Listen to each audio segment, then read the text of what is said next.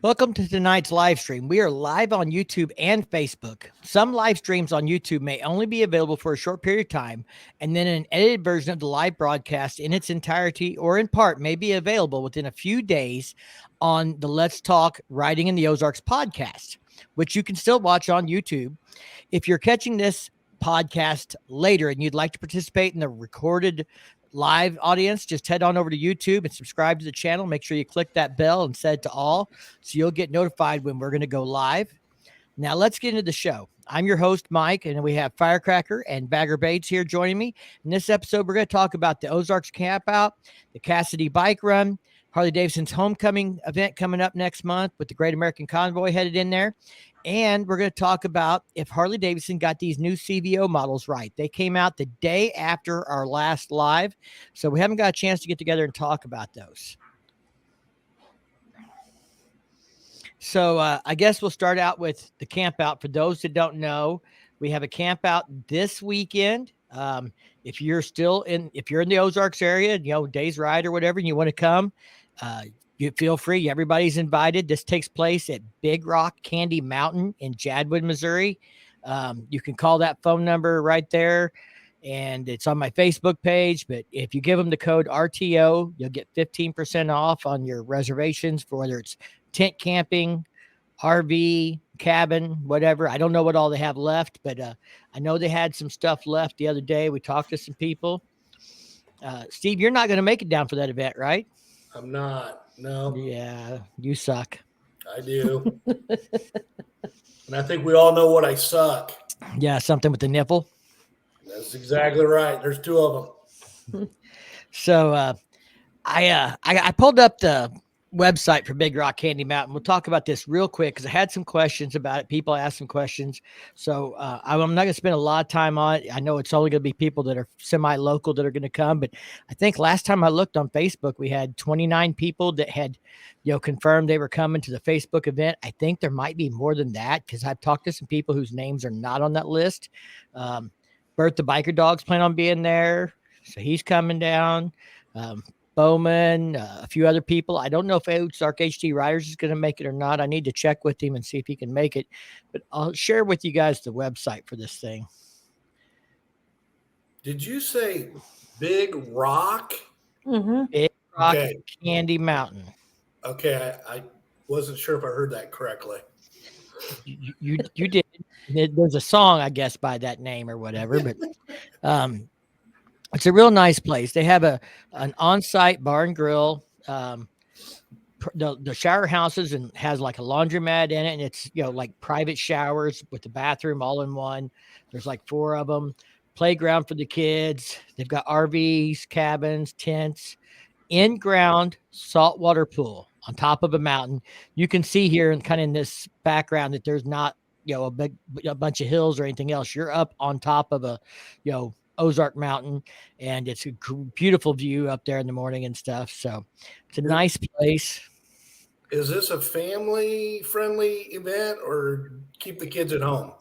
I mean, it's a family-friendly campground. I mean, we will probably, you might not want them sitting around the campfire with us at come 10 o'clock at night, because it's not going to be ghost stories we're telling. But they have a full bar and restaurant. So, I mean, of course, you're out in the middle of nowhere. It's not going to be McDonald's prices, but it's not bad. $14 for a burger. And these are third pound. These are full meals. I mean, it's a nice. They're nachos. Oh my God, how big was that plate, April? They're just a small one. Was like 4 people could probably eat on it. Yeah, but they have a nice pretty full menu, kids menu, everything else. That right there in the middle, that's the glamping tent. That's what we're going to be staying in. It's air conditioned and heated. I thought ours, it was round. Well, it was a green one. Something like that. Okay. I don't care. As long as it's got air conditioning, I don't care. But they have primitive camping. They have cabins. It's a nice place. They have little cabins, but then they also have big cabins that have like 3 beds in them and stuff like that too. So they've got for all different groups. And about what parts of the state of Missouri is it in? Well, I was going to try and pull up the map here if I could find it. I know it's on one of these pages here. They've got a map. It wasn't this one. Well, I can't find it now. Let's see if it's on the About us, maybe. Is it? There it is. Right there. So there's Big Rock Candy Mountain. It's on Highway B. Right down here is what we call the Cedar Grove put in. See where it says Cedar Grove Conservation Area? That's Jadwin, which is just south of Salem, Missouri. This is about 40 minutes from us. Licking is over here off the screen, but B Highway takes you in just south of Licking onto Highway 63. That's probably the way we'll come in. There's about a half mile of gravel between that low water bridge and this B Highway. And I was just told, and that's one reason I wanted to bring it up, that somebody put 2-inch chat down last week. So there is some new chat, and it's probably until it gets drove on a little bit, going to be a little bit loose. Yeah, if you want to come that way, you can, but I just wanted to warn you, everybody. Highway B is, it needs to be repaved. It's not terrible, but it's also got, edges where the pavement's chipping off and things like that. So come in on B, just don't be flying. This is not, Highway B is not a road you want to run, 60 and see how good you can corner on, because there is some loose stuff on the roads with the pavement starting to deteriorate. But that's just to get into the campground. We get out off of that. We're going to do our ride on Saturday. I've been telling people, if you're not camping, but you want to come do the ride, be there at the campground by 10:30. I'd say somewhere around 10:30, we'll pull out. They'll give everybody time to get up and eat breakfast, get ready, shower, whatever, recover from Friday night. And we're going to do a ride through Licking I can't talk tonight.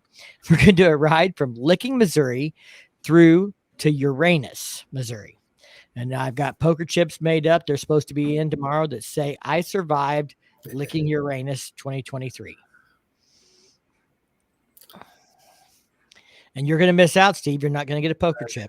Man, that's hard on me because, you're kind of fond of the Uranus thing. Do that ride. I'm there. I know how you like the fudge packing at Uranus. Jody asked if they do normally have breakfast there. They usually don't do like a menu. They just have something, or you can order basically whatever you want for breakfast. There's Bama. Yeah, Witchcraft is in the house. They will be there. They're coming to hang out with us. CVOs from what they were supposed to be 2024 models. We could talk about that. I heard a little something about that too. Actually, I heard they were supposed to be early 2023 models, and there was a problem. So that's why they're coming out mid-year. But we'll get into that in just a minute.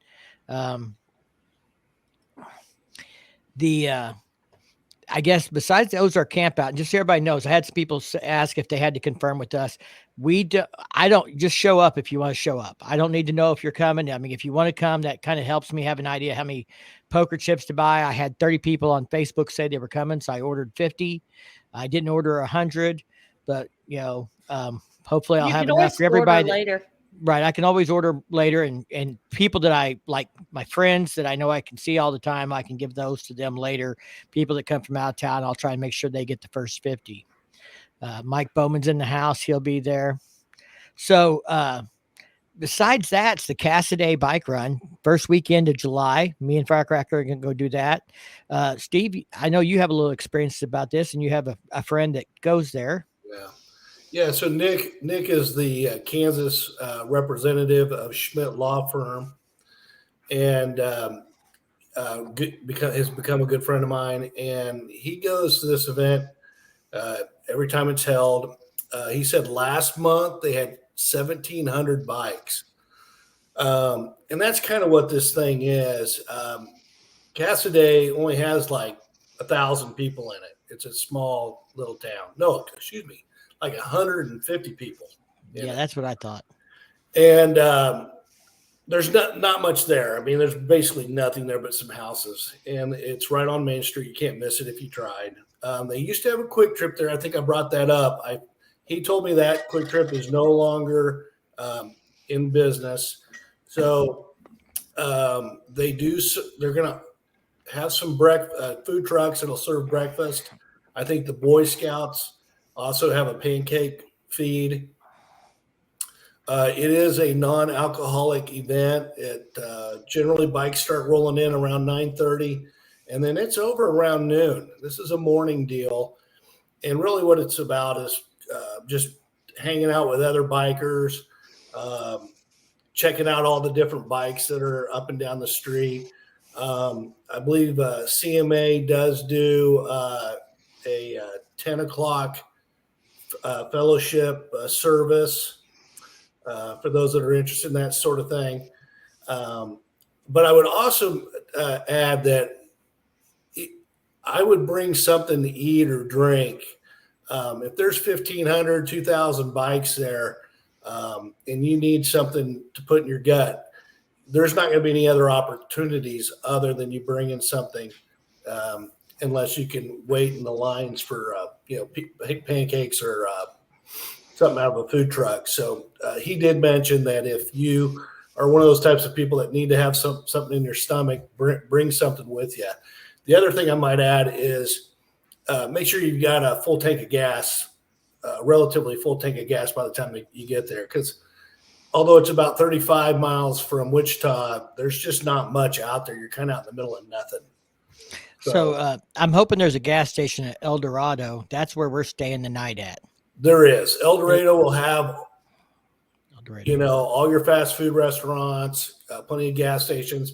That's probably the closest town, which is what, 20 miles away? Yeah, something like that. He put us up at the Holiday Inn Express. Yeah. Got us a room reserved there. So we'll be good. I can get up, and April will either eat the hotel breakfast or she'll get a gas station hot dog, and she'll like it because she likes gas station hot dogs. Or beef jerky. Yeah. Yeah, she likes beef jerky for breakfast too. We're pretty easy to survive on the road, really. We're not bad. We're not picky, like, oh, I got to have a sit-down breakfast. I was thinking about this today, listening to another podcast, and they were talking about these guys are getting ready to go on a big trip and stuff. And, we're going to do Sturgis this year, and that'll be our big trip. A few years ago, me and April would do our whole vacation from Bike Fest to BBB. And we'd stay gone, the whole week in between. So we'd leave on like a Thursday and not come back till, 10 days later or something. And we lived off the bike for 10 days. And we've done that, but we didn't go real far. We were Bike Fest and exploring Arkansas and then BBB and stuff. We were still within 500 miles of home. I think we're going to do more of that kind of stuff. Next year, we're planning a week-long trip out, to Pigeon Forge and Tail of the Dragon and that whole area and stuff. But I want to I want us to start planning a week trip where we just are gone for a week on the bike, living off the bike. She's really, come a long way as a rider. I got to ride behind her this last weekend, which I never get to ride behind her. I'm always in front of her, but we were doing a run with friends and the way it stacked up, and she is, really progressed a long ways as a rider in the last year because of having the right bike. Yeah. Makes a big difference. But yeah, we're going to do Cassaday, and, if there's anybody in the stream or sees us later, if you want to, meet up somewhere along the way, we'll be at the Cassaday bike run, or, if you want to meet us in El Dorado on Saturday night or something, shoot me a message, hit me up. We'll be around, somewhere out there that Saturday night and Sunday morning. But next year we want to come out to Tennessee and, that area, do Deals Gap and all that stuff. Hey, at Ray's Moto Life, when we come to Tennessee, you're going to take me to Memphis and take me bar hopping? We can do that on a weekend. We don't want to take time out of our big trip for bar hopping on Memphis, on Beale Street. What? So we don't want to do bar hopping at Memphis on Beale Street on a Yeah, we do. We're going to go park my bike, and you're going to take me bar hopping. not on a big trip. We'll do that on a weekend. That's only 3 or 4 hours away. Okay. We're going to be long past Memphis on our first day out on a big trip. Okay, this winter then. We'll figure it out. Ray says, nope, I don't go to Memphis. I understand. She's got ideas of TV and not real life. No, I don't. You're not leaving your bike nowhere in Memphis. Not if you want to keep it. I'll get a bunch of girls to go down there. We'll keep Fi- ourselves out of trouble. Fine, just don't Yeah. take your bike. What- All right, so I wanted to talk real quick about the Great American Convoy. I know you got to ride with Adam a little bit and stuff. That's going to be landing in just under a month. I mean, Adam's been out on the road now 2 months. He's got 1 month to go. Going to land at Milwaukee for the 120th anniversary party. So if you guys, I've seen a lot of people who posted pictures where they got to go out and meet him. If you're somewhere on his route where you have not got to meet him yet, but you're going to get a chance to, I highly recommend that you do that. Go see Adam, say hi, support the cause. It's a great cause. Wounded Warriors Project. I mean, they're putting a lot of miles down. He's putting a lot of miles down for a great cause. Yeah. And you get a chance to win that bike if you go meet him in person too. So Hoghead said, did you say you and the missus are doing Sturgis this year? Yes, we are. We're leaving out on the 6th, I believe, 5th or 6th, that Saturday morning. My travel coordinator is over here letting me slip. The 5th. Right, travel coordinator? What? The 5th. I'm responding to my done live. Oh, she's busy keeping the chat happy. I don't know if I did it right. I did and then is that how I type it? Did it come up right? You will only see it come up if you do it in YouTube and not in the StreamYard. It's But up yes. over here.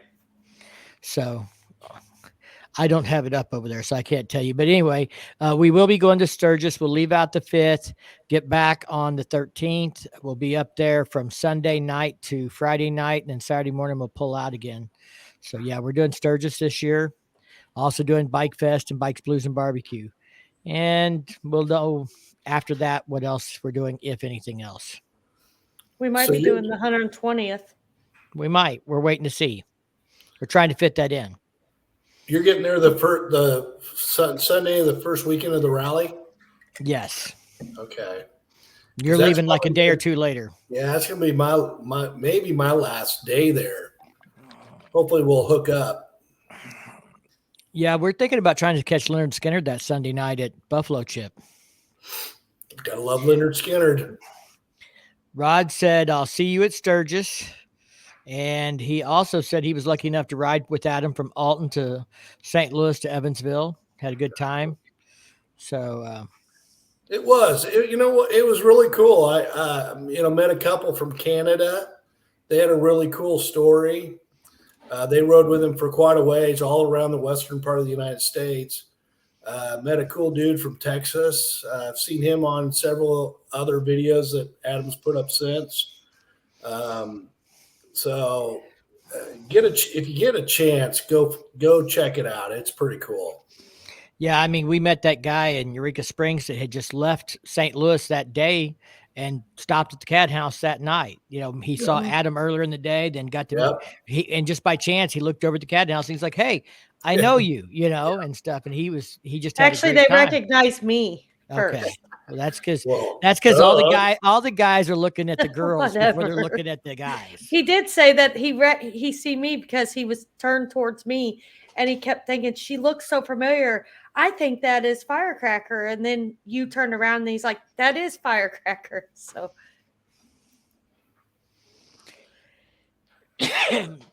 Yeah, I know about VAM, but I don't know if we'll be doing that during VAM. I mean, we have some friends here that want to go on that trip with us to the Dragon. And we don't want to be on any other timetable. We kind of want to set that trip for us. So we'll just have to see how that goes.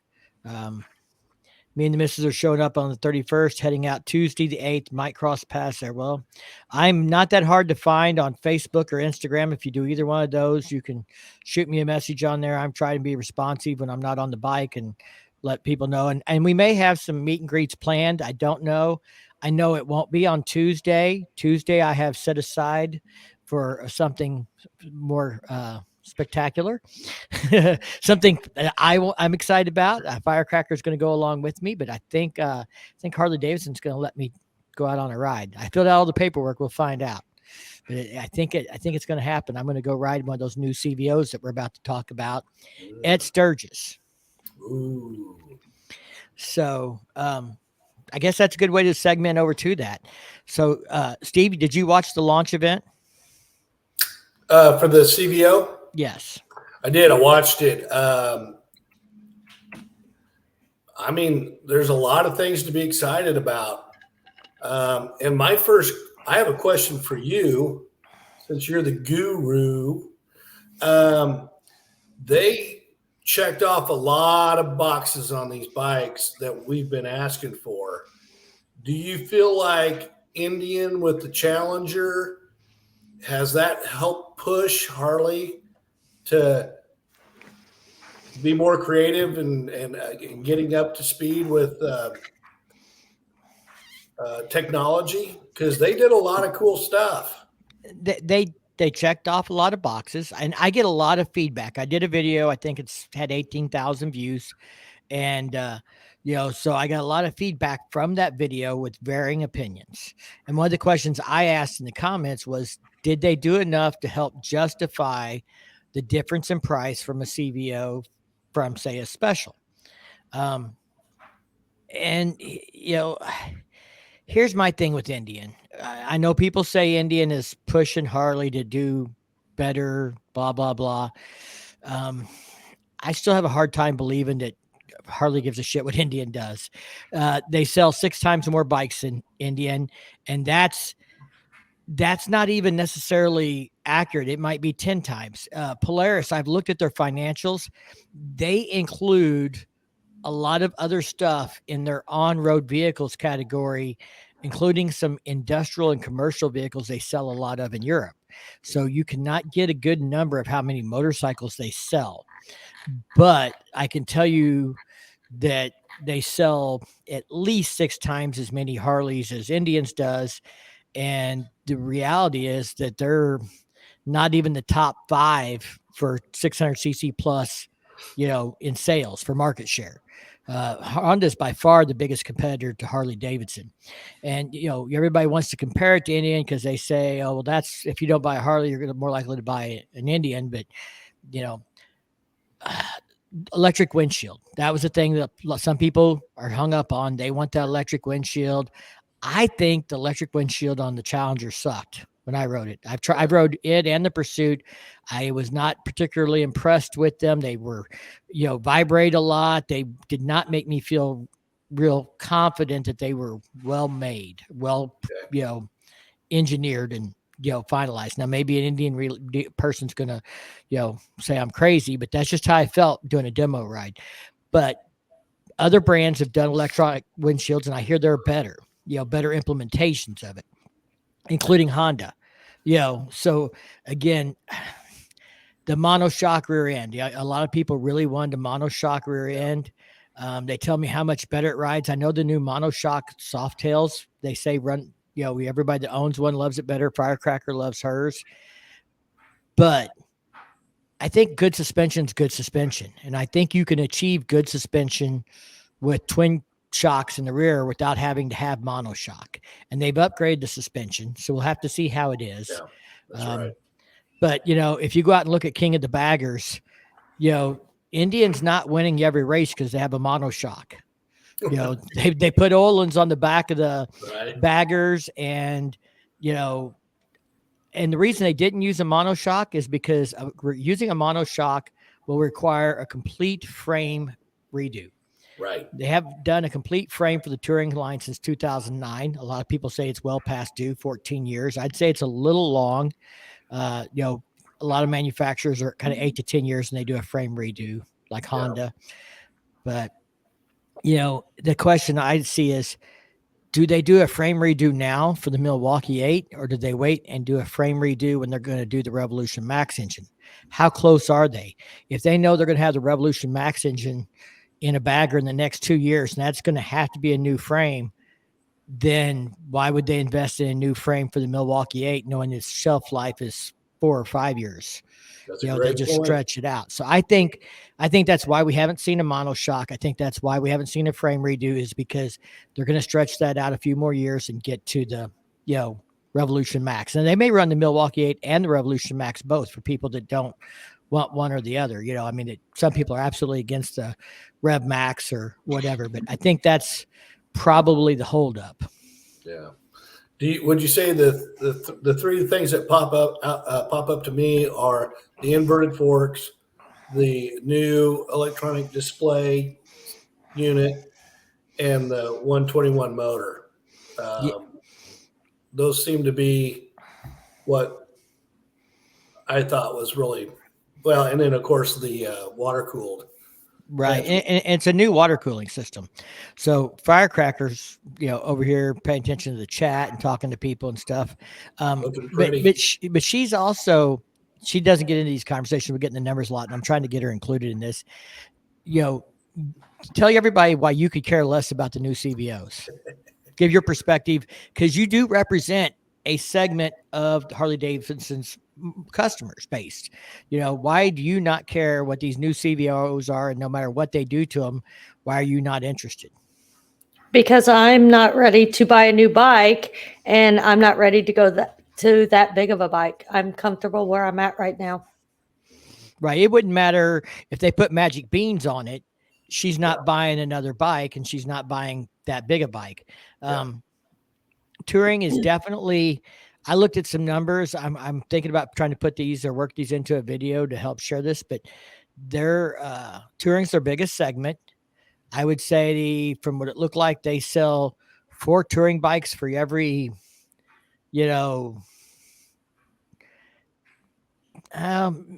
maybe 5 touring bikes for every 4 Softails, or maybe 3 Softails, something like that. It's not quite, I wouldn't say double, because the touring bikes are more expensive. So from the dollar perspective, it should be more units. But, all these guys that used to swear the Sportster was the best selling bike, it's not. It hasn't been for years. This may be a dumb question. What qualifies it as a touring bike? Just because I feel mine is set up for touring. It is, but it's not Harley Davidson's touring class. So you have taken a Softail, and it's something we should, you should do a video on. I know how you love to make videos, so I have to push her. But you should talk about how to build a Softail for touring. I didn't build it though. It was already that way when I got it. Well, but you know what it takes. It's part of why you wanted it. What did it have first that made it, ideal for touring? What were the first things about with that bike when you bought it that you said, yeah, I can tour on this? The bags and the trunk that was added to it. So storage. And I like the adjustable shocks. Okay. So also the suspension. The suspension allows you, she can ride 400, 500 miles on it. So we'll find out when we go to Kansas how she does 700 in 2 days. That'll be prep for Sturgis, which will be 700 in 1 day. But she's done, she rode back from, K River straight through on it. And that was 300 or 400 miles on stock suspension. I got this. Now, she did upgrade the seat, because the stock seat does kind of suck, but that's, everybody knows stock sucks. But I didn't think it was that bad. No, personally. No, it wasn't as bad as a slim. Slim seat sucks. Women got better junk in the trunk than us guys. That's why they do better on those stock seats. That's probably true too. Now, I will tell you at what was it? We were just at Ozark Rumble Rally. I did sit on Mike's bike in the seat, and he said, "Did I tell you could sit on my bike?" And I said, "I don't have to ask permission." I said, "I'm just measuring up. I would just want to make sure I could touch the ground for when I decide to move up, to make sure I could touch." And I can. Both feet on the ground, I can touch. So. Well, let me ask you this, Mike. Do you see maybe the Lowrider ST coming out with some of these features that the CVO tour bikes have? Well, let's already have inverted forks. I know. So here's a comment. Build a Softail for touring. Step 1, trade in for a Road Glide. Step 2, ride it. Ask me how I know. And some people do that. You were just talking about Nick. He just bought a Lowrider ST, which is a bike you're talking about. And the guy put a bunch of money in the motor and this and that, and then he traded in for a Road Glide with less than 1,000 miles on it. And Nick bought it used, already tuned up and stuff. But there is people like Firecracker. I've got a friend who's a source for stuff. He used to have street glides and road glides. He's moved down to the Lowrider S, and he's looking at putting an ST fairing on it. He does not want that heavy a bike. Now, the new CVOs have shaved about 30, 34 pounds off of them. The Road Glide and the Street Glide have shaved some weight off, and that helps. But there are people who simply do not want an 830-pound bike. Yeah. And there's people out there, I hate to say this, I'm sure I'm going to piss somebody off, but there are people out there that are absolutely retarded when they talk about specs. I had some guy comment how the Road Glide is 1,239 pounds. It's 400 pounds heavier than the, Gull Wing. And I'm like, it's 868 pounds wet before the new CVOs come out that are 830. Maybe he was talking about it with his fat ass sitting on it. I don't know, but some people don't do their homework. They don't do any research. Somebody tells them this, and then they go run around the internet and spout it all off, thinking it's fact. Right. I'm not saying there's anything wrong with the Road Glide, but there is a class of customers that are not going to go that way. And April's one of them, not anytime soon, maybe at some point, but the smaller bike, he said, if I was rolling, me and the wife 2-up, I upgraded the Dyna to an Ultra for comfort. And I think that's a big part of it. If Firecracker was riding 2-up, yeah, probably she would want to move up to a touring bike, but she's always riding solo. And now I'm always riding solo. And we rarely ever ride 2-up. The only time we ride 2-up is when she's going to go get her drink on and she parks her bike and rides with me to the bar, which was Friday night at the Cat House. That's right.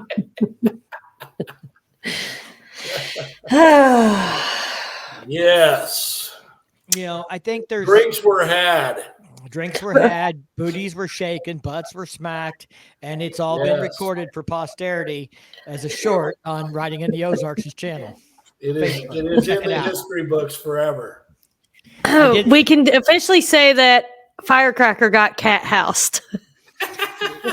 Jeff's going to work on a new t-shirt that says I got cat housed. I like that. The CVO, the complaints I saw from some people, and there's some people you're never going to make happy, where they didn't get a monoshock, they didn't get electronic windshield, blah, blah, blah, and it's still too expensive compared to a Gull Wing. Well, go ride a Gull Wing. I don't like the looks of the Gull Wing. I haven't rode one, not one of the newer ones. They've been very hard to find at a dealer that would let you go out and put 30 miles on one because of the demand. So I haven't been able to go out and ride one. And Honda doesn't do demo rides like Harley Davidson does. That's just a fact. Harley Davidson, for all their bitching and complaining people make about them, they make their bikes very accessible to consumers to go out and ride and try. I rode 3 bikes at the Ozark Rides Rally. I rode the new Road Glide 3. I rode the new Nightster Special. And what else did I ride, honey? I have no idea. The Breakout. I rode the Breakout, the new Breakout. What'd you think of that? I liked it. It's again, no windshield, more of a chopper feel. Yeah. After being on a tour bike for the last 70,000 miles, I'm used to having that fairing and the windshield, and I'm kind of liking that. Even on the Dyna, I've got a small one. JS is in the house. I think the problem I see for Harley about the CVOs, and what I think is where they're really gonna struggle with this year is the consumer that's me. I've got a 2016 Street Glide. I've got 62,000, almost 63,000 miles on it. I've put over 4,000 miles on it this year already. And I know I will put 3,000 on at Sturgis. I'll put another 1,000 on going to Kansas and back probably next weekend. Then there's Bike Fest and maybe K River, but I'm looking at putting at least another, 5,000-6,000 on this year. It's going to be another 10,000. So it'll be a 70,000 mile on that bike at the end of this year. Yeah. So I'm at that point. Okay. Rebuild the top end, in the next, 2 years. If I keep putting 10,000 miles a year or more on there, do I rebuild the top end in a couple of years? Or, did they bring enough to the table that when that stuff rolls down from the CVOs to the specials that I want to upgrade? I'm missing right now. The only thing I'm missing that new bikes have that I'd like to have, but it requires a whole new audio head unit, is Apple CarPlay. Other than that, there is nothing on a 2022 model that I care about that I don't have. I can get horsepower. I can get torque. I put a cam in it. I've got a tuner. I've already got a stage 1. I can get all those things, and I can get Apple CarPlay by replacing the factory head unit. It's just not worth that alone. But with the new bike, 12-inch digital display, integrated lights in the fairings, inverted front forks, new rear suspension, water cooling, which is a new water cooling system.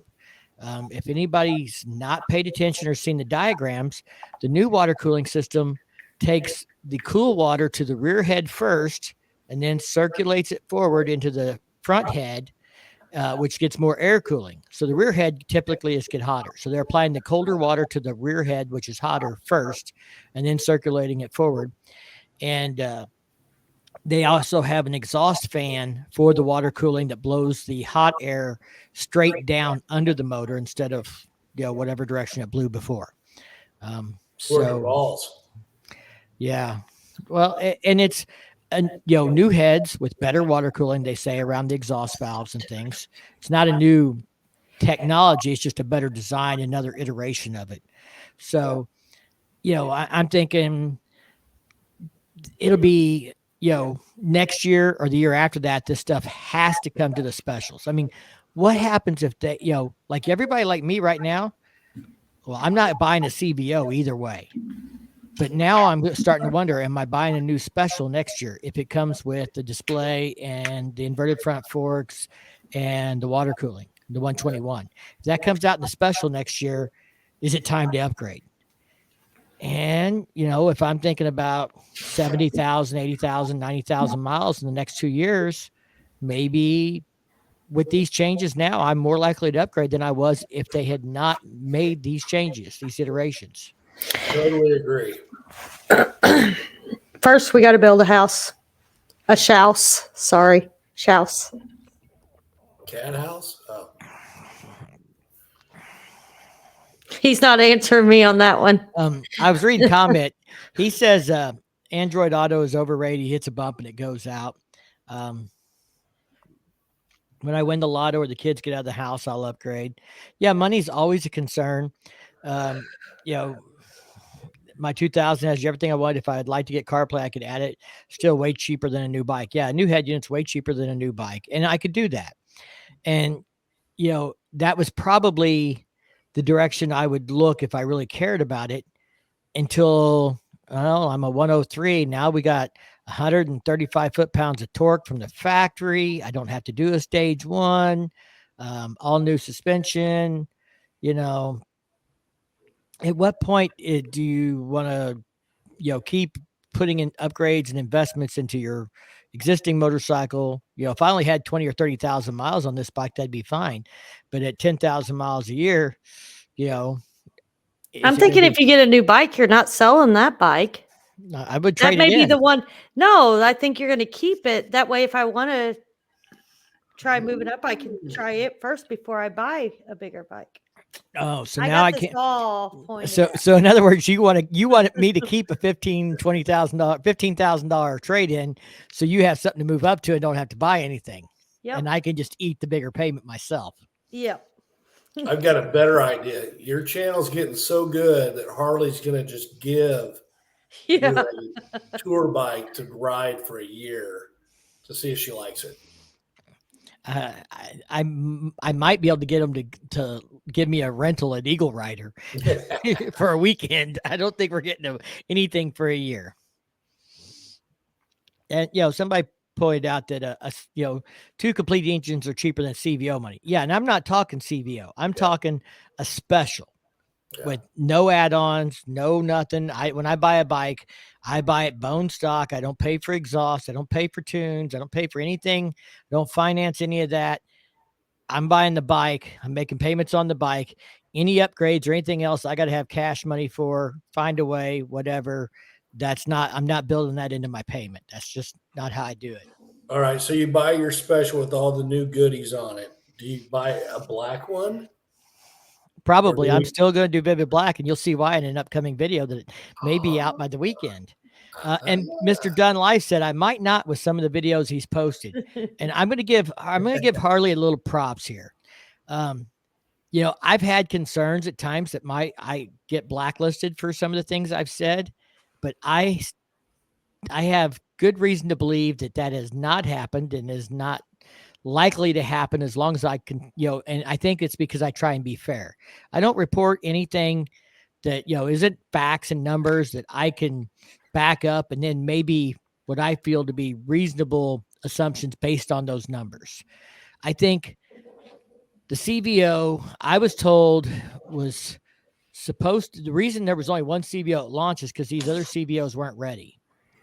They, I think, were supposed to be ready at the beginning of the year. It didn't happen. Now they're a mid-year launch. I think the marketing, I was told that one of the marketing strategies had one name, and now the new name is, or the new idea, how everybody wanted 120 cubic inch motor for the 120th anniversary. Right. Well, now the 121 is going to be for 121 years of Harley when they launch it. So I think it's coming to the other models next year based on things I've heard and things people have shared with me. I had someone comment on one of my things that said, it sounds like I work for Harley. I do not get my information from Harley Davidson Corporate. I don't have a leak in Harley Davidson Corporate that shares stuff with me. That is not where my tips come from. Now, where my tips get their information, I can't, guarantee. But, most of the stuff I hear is, filters out at the dealer level, or, maybe someone's cousin works at a plant or something else, but it's not, I don't have somebody at Harley I can call and they slip me information. Just for the record, that does not happen. So Jay said 2024 Street Glide Special estimated price. What's everyone's guess? I'm going to say $1,000 more than the 2023 Street Glide Special. That'd be awesome. Do you know why? Because you have an inside source that told you? No, because the 2023 CVOs are $1,200 more than the CVOs from last year. Even with the new tech and the new motor and everything else, $1,200 price upgrade. So I still think that's a hell of a deal. I know I was the high guy the other day.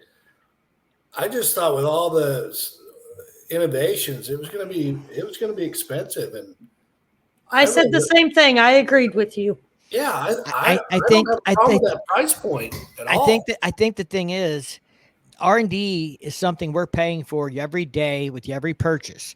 They're not going to build R&D into the price tag when it comes out and jump it a bunch, because you get what, April? Sticker shock. If you jump the price tag a bunch all at once. We've talked about that with another thing we have going on in an organization we are in. It's not that it's a lot of money, but they want to change the dues $10 a year, except that's like a 60% increase. It's a big jump, and they haven't done it in 20 years. And we're like, they should be changing it $5 every 5 years, kind of thing. Or $2 every couple years. Yeah. Yeah. Scott said, my old Run King runs the roads around the Ozarks as good as any new bike. And you don't have to buy a new bike to do everything. I think for me, putting 10,000 miles on and traveling and wanting to be able to go to Sturgis or go to Daytona and having something dependable and reliable that I can jump on and go and make it back to work on Monday without having to rent a U-Haul or whatever else is something that's important for me. Also, quite honestly, I make content off of motorcycles. So if my motorcycle is down, that makes it harder to make content. It limits my options for making content.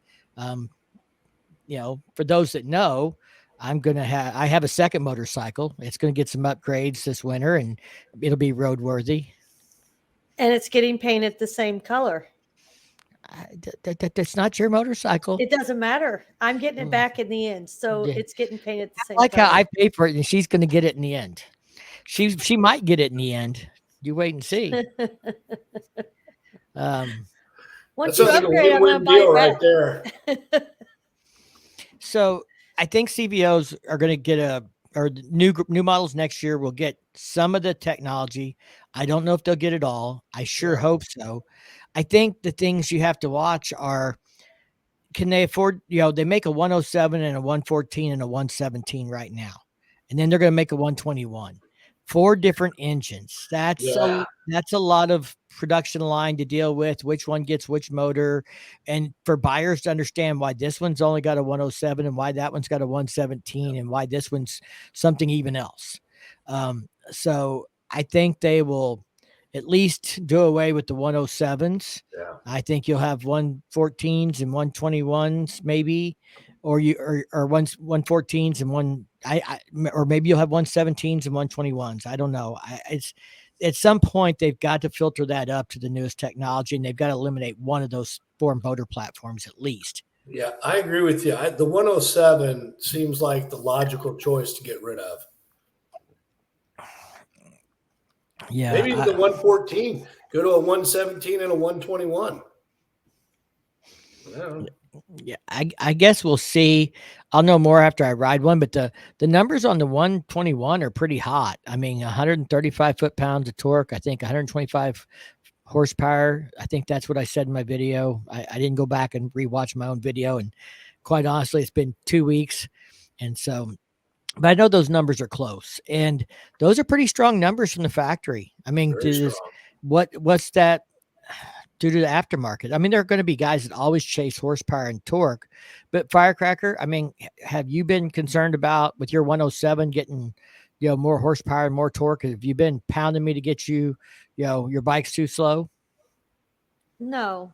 And that's what I was wondering is why wouldn't they keep one that's not such a big engine just because newer riders or people, I mean, you'd think I personally, I mean, if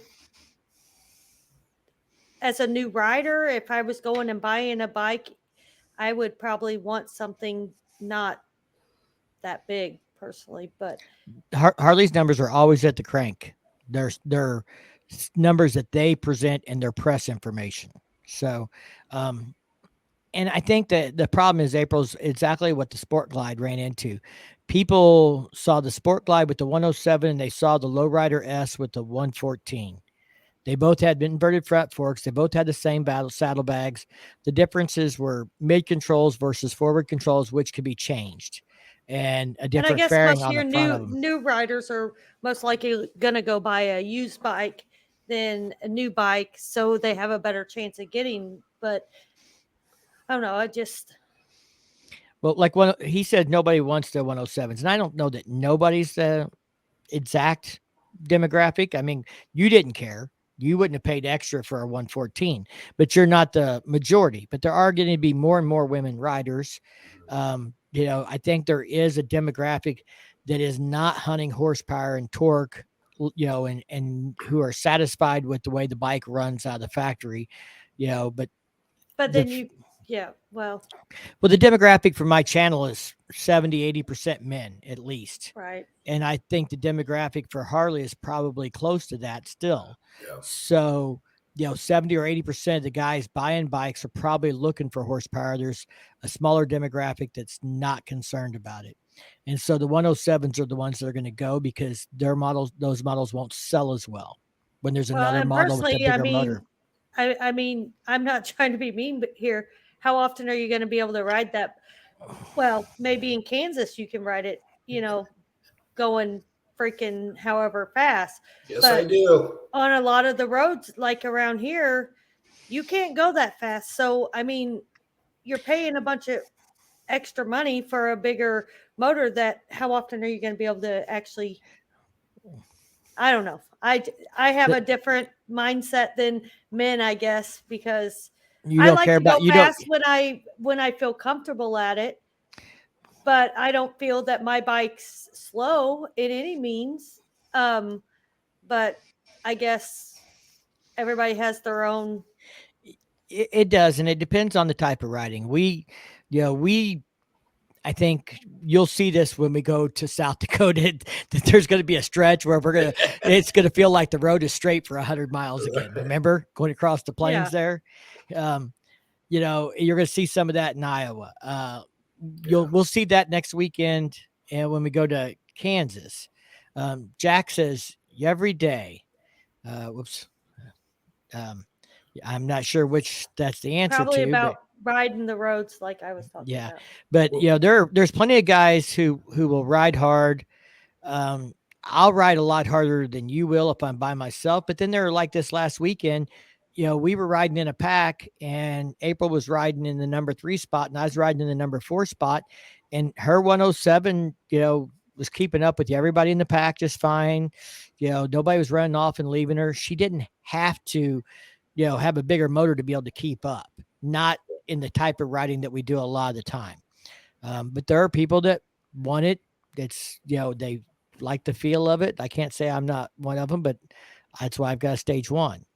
And I've got good numbers on my stage 1. So my 17 Road Glide had a 107, and from the primary reason I got a big bore kit SNS 124 is because I got a little dick. And I may change my mind after, after I get stuff done to my bike. your buddy had a 117 or a 114, and you're like, oh, fuck him. Yeah. I'm gonna show him too. I'm gonna show him my check account's bigger than his. I can put more zeros on the end of that check than he can. I jacked up my truck so high I can't even get it in the garage.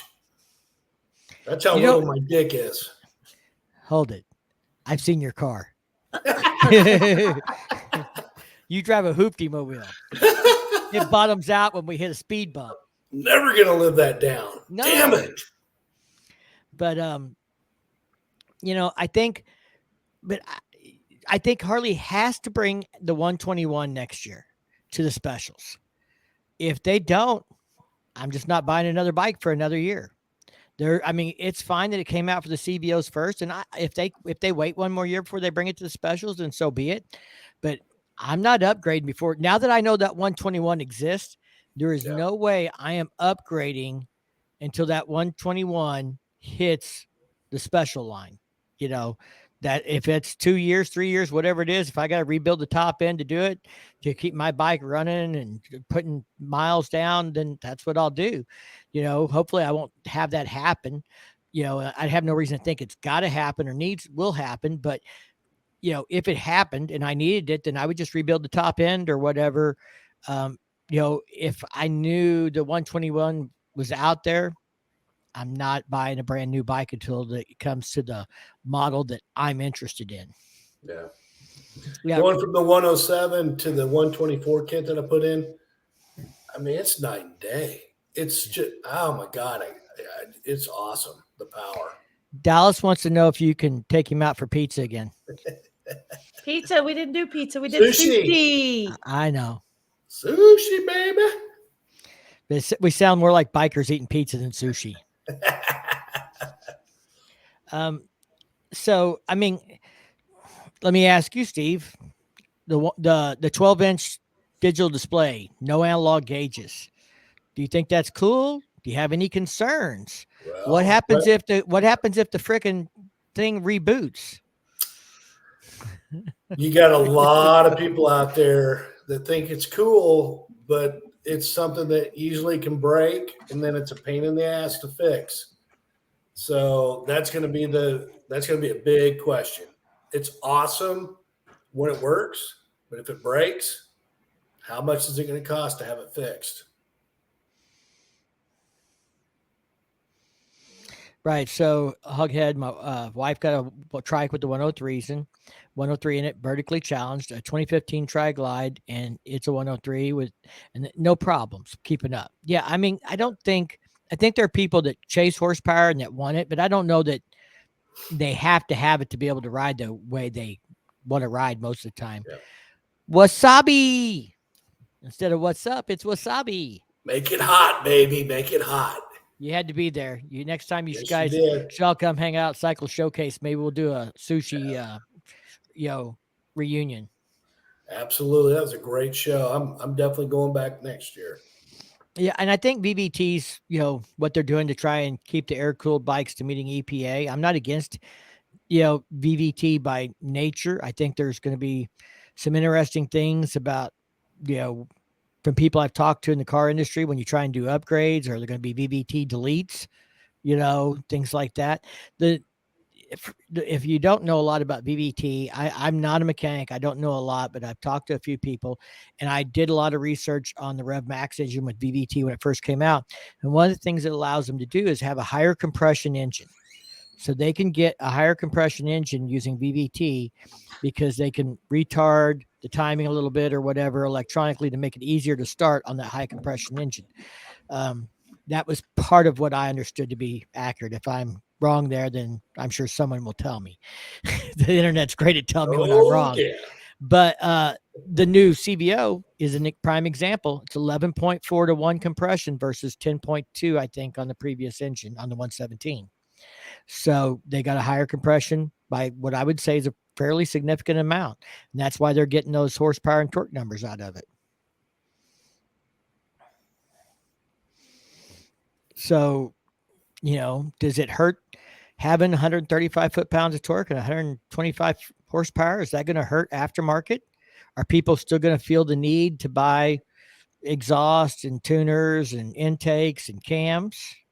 Are we getting enough technology out of Harley factory, lighter and more horsepower and more torque, that how much of that clientele is going to be like, I'm good stock? Yeah, there's a magic number that I always hear and everybody chases, and that's 150.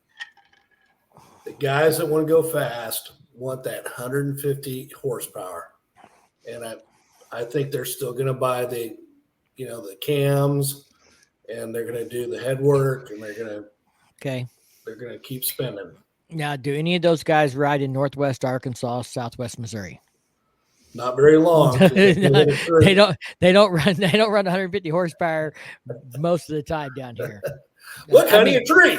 There is. I mean, I got a friend that's got 140 horsepower, 120R straight glide, and they exist. But I mean, 90% of the riding we're doing, unless we're buzzing down the interstate to get to somewhere, if you're in that 150 horsepower all the time, you're going to end up in a ditch or a tree. Yeah.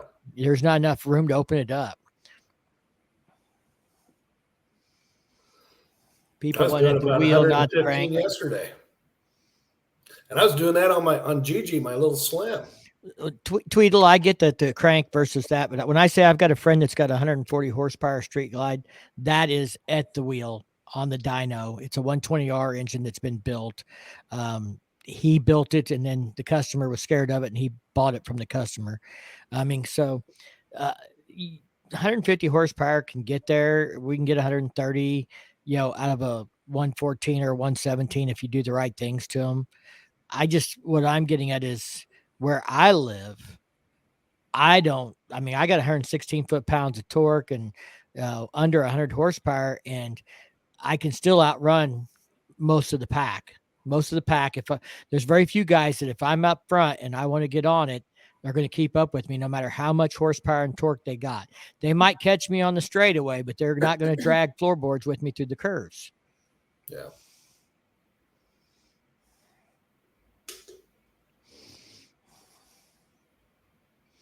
Twin cams will keep the aftermarket in business. The fact is, Harley built 175, 180 foot-pound torque engine. Somebody would want 200 and 225. And I think there is that. I think there's a certain class of people that are going to always want more no matter what. I don't know if Bike and Beards built a 200 horsepower turbo Road King or not. I can't say. I think Bike and Beards is the one that's always got something to gripe about. Isn't that the one? I don't follow him. Is that the right one, Mr. Dunlife? My Dunlife is Bike and Beard's the one that's always negative all the time about what grinds my gears. Are we talking about the same channel? Because I've got better things to do with my life than worry about what grinds your gears. So I kind of, when that became the niche, I kind of quit watching. I know Blockhead, with that new garage that he's got, they're chasing numbers, And the guy that tuned my bike, I mean, he's phenomenal. He worked with Myrtle Beach Performance. Different channel. Different channel. Okay. But the guy tuned my bike. We used to work at Myrtle Beach. He used to tune teach tuning to employees for dealerships here in the Midwest. They would send guys to him. You know,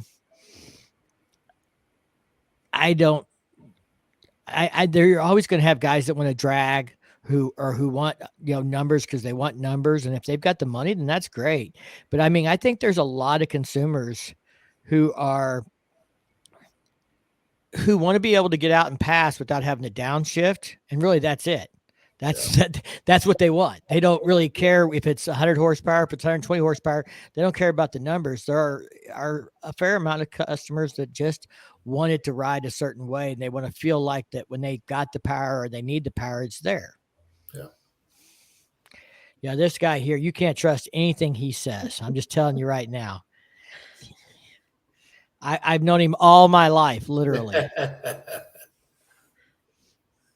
He's also riding a V-Rod trike, so he's been catching up on the V-Rod stuff a lot. That's why he knows about this stuff. He's been learning more and more about him. He was with me the very first time I rode a V-Rod back in 2002 or 3. I rode a V-Rod. They were working on my Evo, and I borrowed the bike to go out and ride for an hour, and they gave me a V-Rod, and I went out and pulled wheelies with it. I've never ridden a V-Rod. I'd like to. Well, I'm going to tell you the very first V-Rod back then, 2002 or 3, whatever. It wasn't, I don't know if it was the first year of it, but it was early on. It'd stand the front end up in the first gear. It'd pick the front wheel up going into second, getting on it. They are truly performance motorcycles from anything else Harley was doing at the time from the factory. And that's where the Revolution Max is kind of iterated from. Yes. I'm excited about the Revolution Max. I hope it. I'm anxious to see it come out. I'd love to see it in a tour bike. Dunlife says V-Rods will be the love-hate bike with many Harley people. Here's my deal. There's very few bikes I hate. I love motorcycles, period. Some I just love more than others. Yeah. So some are not ones I'm going to spend my money on, but they don't mean I can't have fun riding them. I went out and rode that Sinister Special, and I'm going to tell you, that Sinister Special is to me a big improvement over the Sinister. The ergonomics, they brought the bars up a little bit. They did a few things with ergonomics, put the new display on it. And if I was going to buy the cheapest bike Harley makes from the entry level kind of perspective, new entry level bike, that would be a fun bike to have. It's got plenty of power. It's just not what I'm looking to invest in. I want something I can work on, something I can build, or I want my dependable bagger that I can hop on and we can ride to Daytona Beach on. Are we going to Daytona Beach next year, honey? I hope so. We're talking about that maybe next year too. You gonna ride them out on the beach? No. Unless I got one that I got loaned to me. There you go.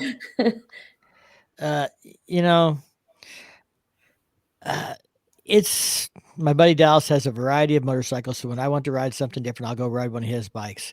He does. He bought a Honda. He's got some other stuff. Moonshine Motors Grenade, All American Cycles is best. They don't blow up. I don't have any experience with Moonshine. I do know a couple of people that have taken bikes there. I know they've also been told that Moonshine would not tune them to their full potential.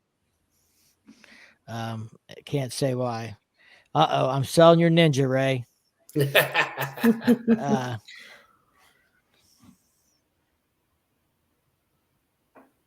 Moonshine's dynos are on a jack also, so it's not the real number. They're fluffed.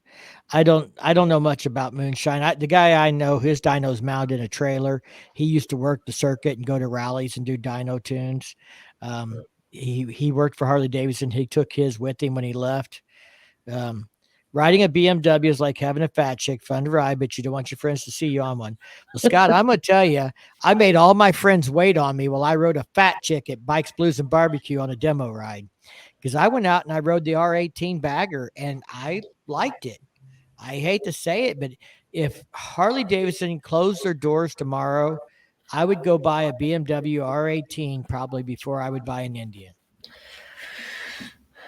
What would you buy, Firecracker, if Harley closed tomorrow and you had to go buy a new bike? I'd probably buy a used Harley.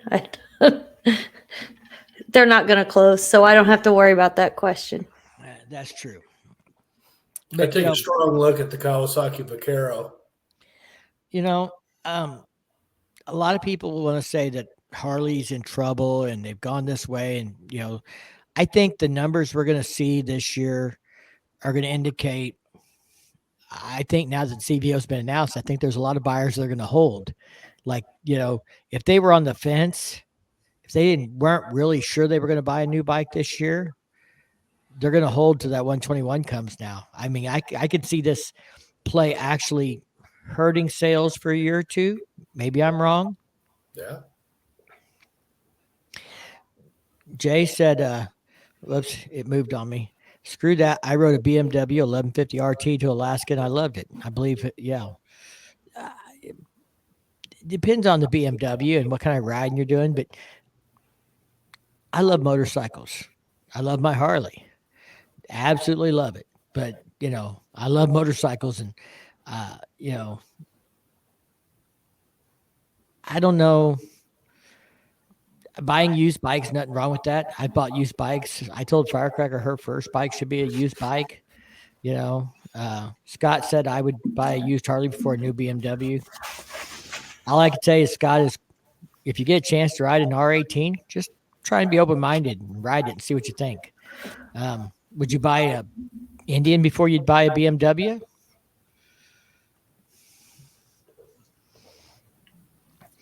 I mean, as much as I want to support American made, would you buy an Indian over a BMW and not even try the BMW out, even ride it at all and see what you think?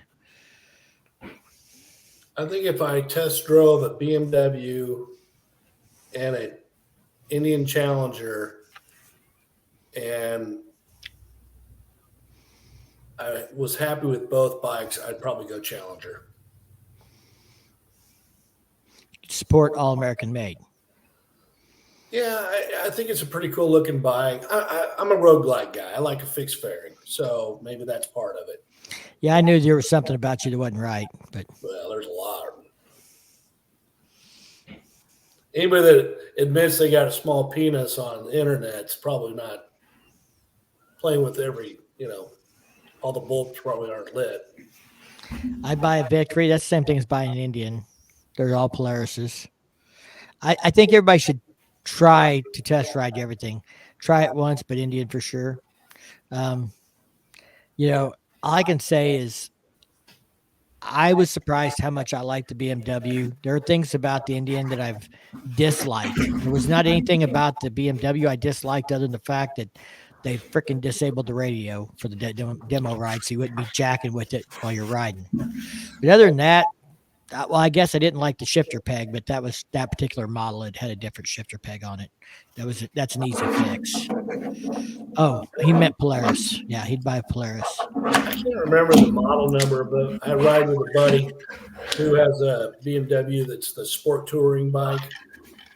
Not the R18, it's the sport touring. I mean, that son of a bitch runs. I mean, it's fast as hell. K1600? Yes. Yeah, that's great that thing. bike. Yeah, that thing's a monster. Oh, shit. It's like 160 horsepower and torque from the factory. Yeah, it's fast as hell. And he, when we're out running 60, 70 miles an hour, he's in third and fourth gear. Well, and here somebody said Victor was a much better bike than Indian. A lot of people feel that way. Yes, I've heard that many times. I'll tell you, the Indians I test rode, the clutch sucked. We told them the clutch sucked, and they fell on deaf ears. And Firecracker can tell you, it wasn't for me. It was for everybody that rode them that had never rode one before. The clutch sucked. We had people stalling bikes out trying to take off on a hill because we were on the way into the Encore. That entrance, how it's sloped and steep there. Yep. The guys couldn't get out of there without stalling the bike because they couldn't find the friction zone because the clutch sucks so bad. Not It was good. horrible. It was horrible. I rode the Indian Chieftain? You rode the new Chief, and the clutch on it sucked. It was horrible. You rode the Chieftain on the back with me, and Right, I rode the Pursuit last year. I rode the Challenger. I rode the best bike I rode that Indian makes was the Scout. That was the best one that I liked the most. If I was, I hate to say it, but it was the one that I didn't find anything wrong with. That's the bike that reminds me the most of my Slim.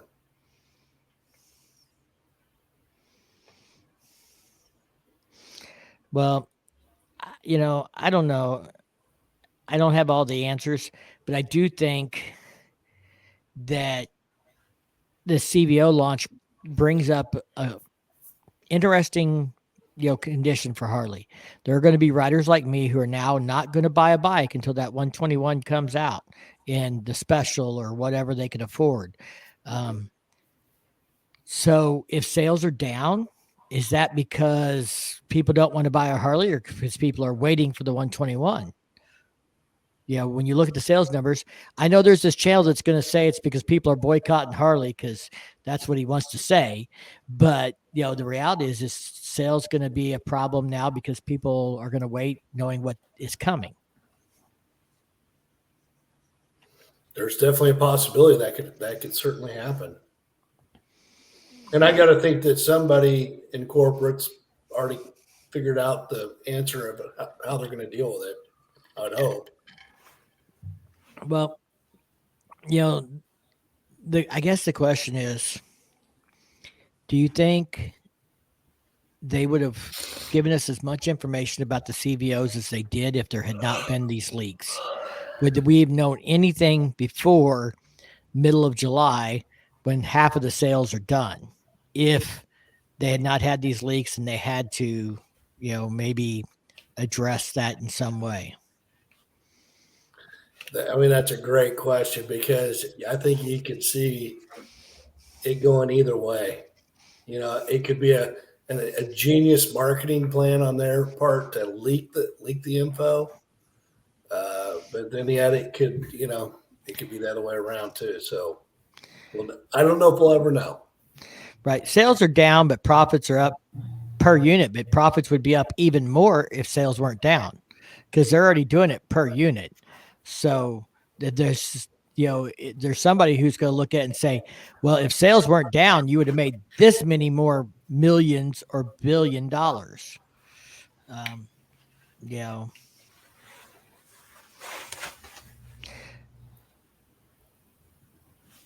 Yeah, no offense to anybody about fixing a bike, but I do think there are a group of riders who, and I think the newer the bike, the harder it is to be able to fix it in the field, on the side of the road. Yeah.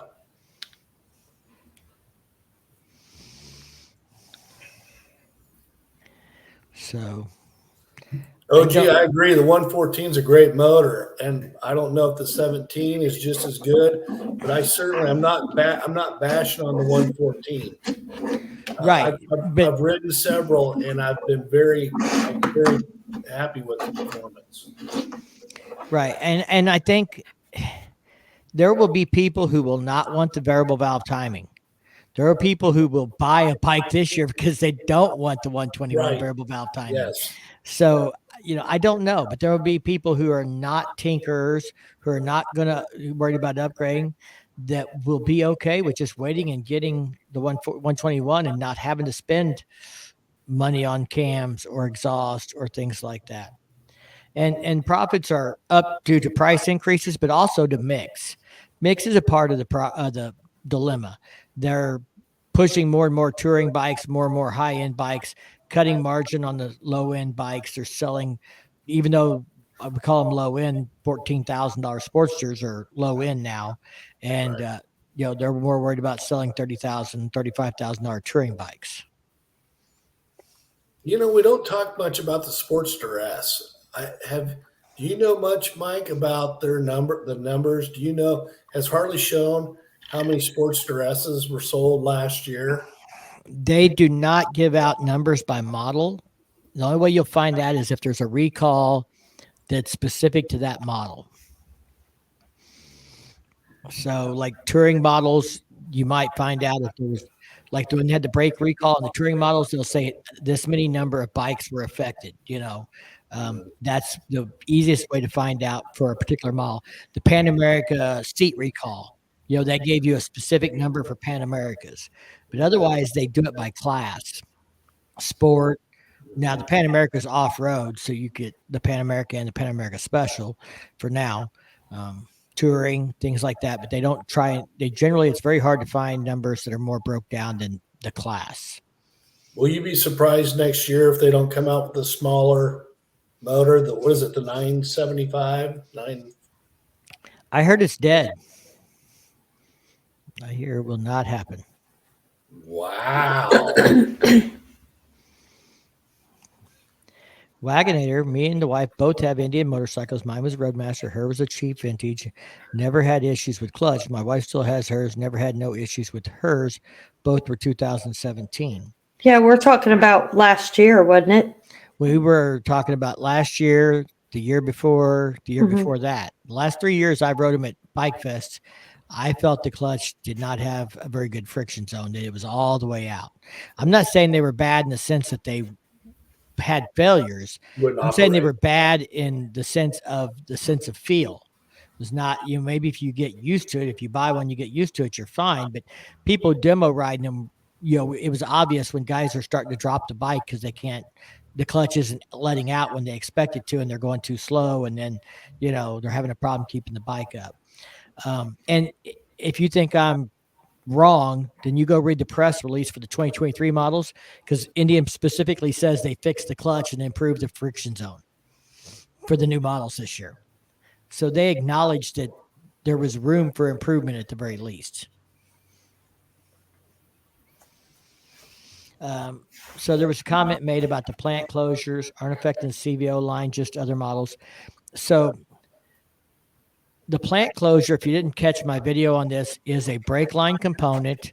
I don't know what all model it's going to affect, but it's not going to affect Pan Americas. It's not going to affect probably the Nightsters or the Sportster S or these new CVOs. And that's because these models all have those radially mounted Brembo brakes.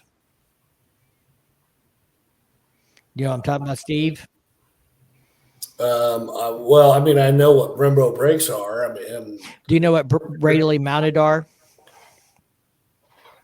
I don't know the term. I may have seen, I may know what you're talking about, but I don't know the term. Yeah, I'll see if I can pull up a picture. But essentially what it boils down to is they have a different braking system on the CVOs. The CVOs are basically adopting the same braking system that we've had on the Pan Americas the last few years.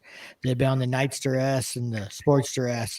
So those models, I'm sure, are all not being affected. Yeah, that's the other thing about sales. We got a lot of inventory on the floor right now, according to the last quarter reports. Will we still have a bunch of inventory, with this closure, or will this closure cause inventory to get eat up again, and then they be, a low amount of inventory on the floor because the plant's been closed and bikes aren't shipped? Yeah, but the closure is only for what, a week to 2 weeks or something? No, and it's now till the 28th. Limited production till the 28th. They were originally not the worst it's going to get. Yeah, it was originally supposed to be 5 days or 6 days, and now it's 28 days. Or not 28 days, till the 28th. Okay. And it's limited production till then, but they don't really say what models they're making or how much, anything like that. Last time I checked, brakes are pretty important. Yeah. So I'm sure they want to get it right.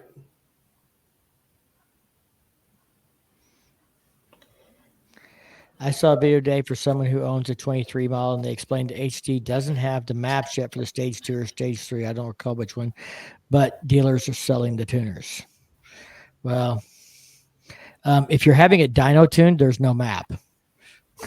You're having it dyno. I mean, there are guys who start with the map and dyno tune from there, but then there are guys who spend 4 hours tuning your bike specifically for that bike, and they don't start with the map. They start with some baseline and they start tweaking from there. There was no downloaded map for my bike.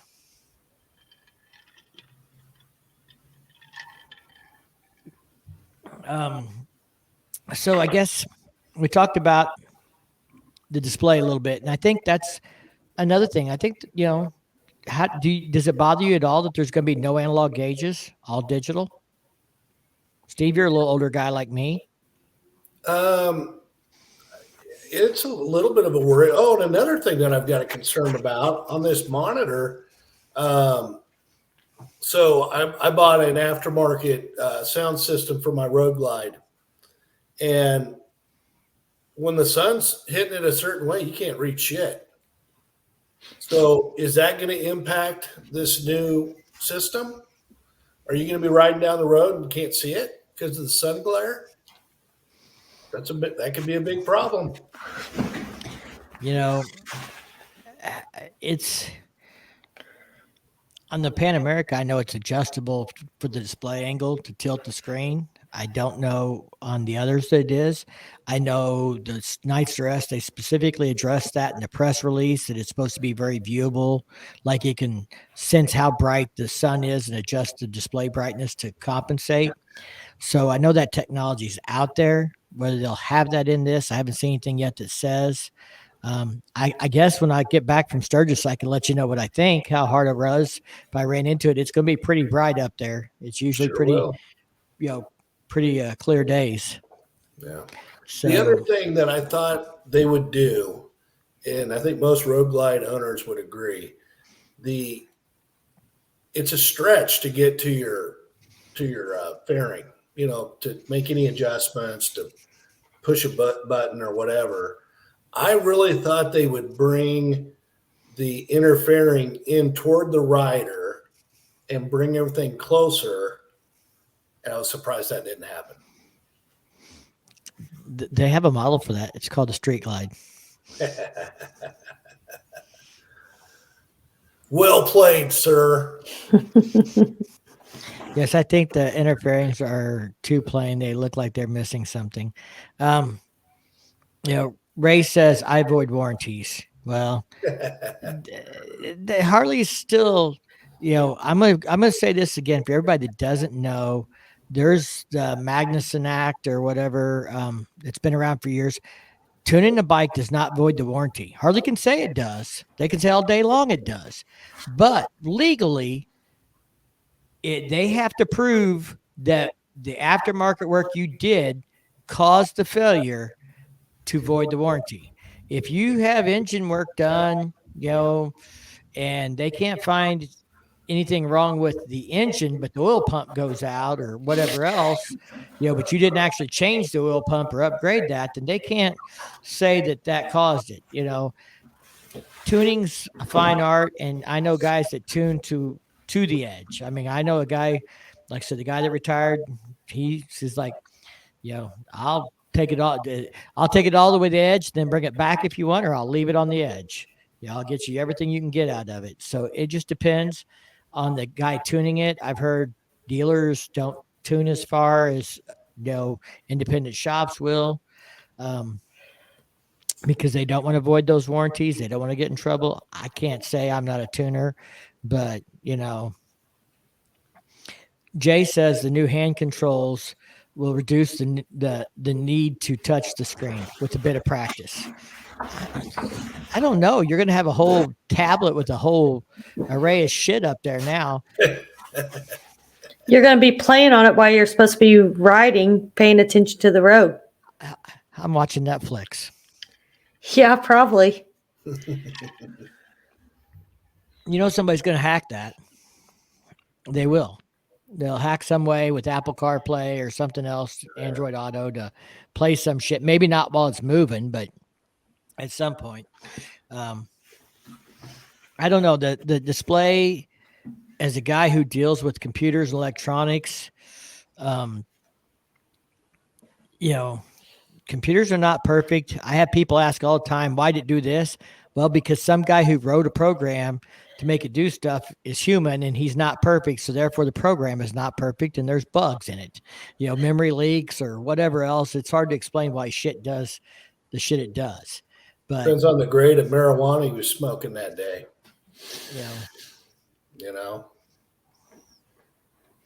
Let the fight begin. Bat wings, baby.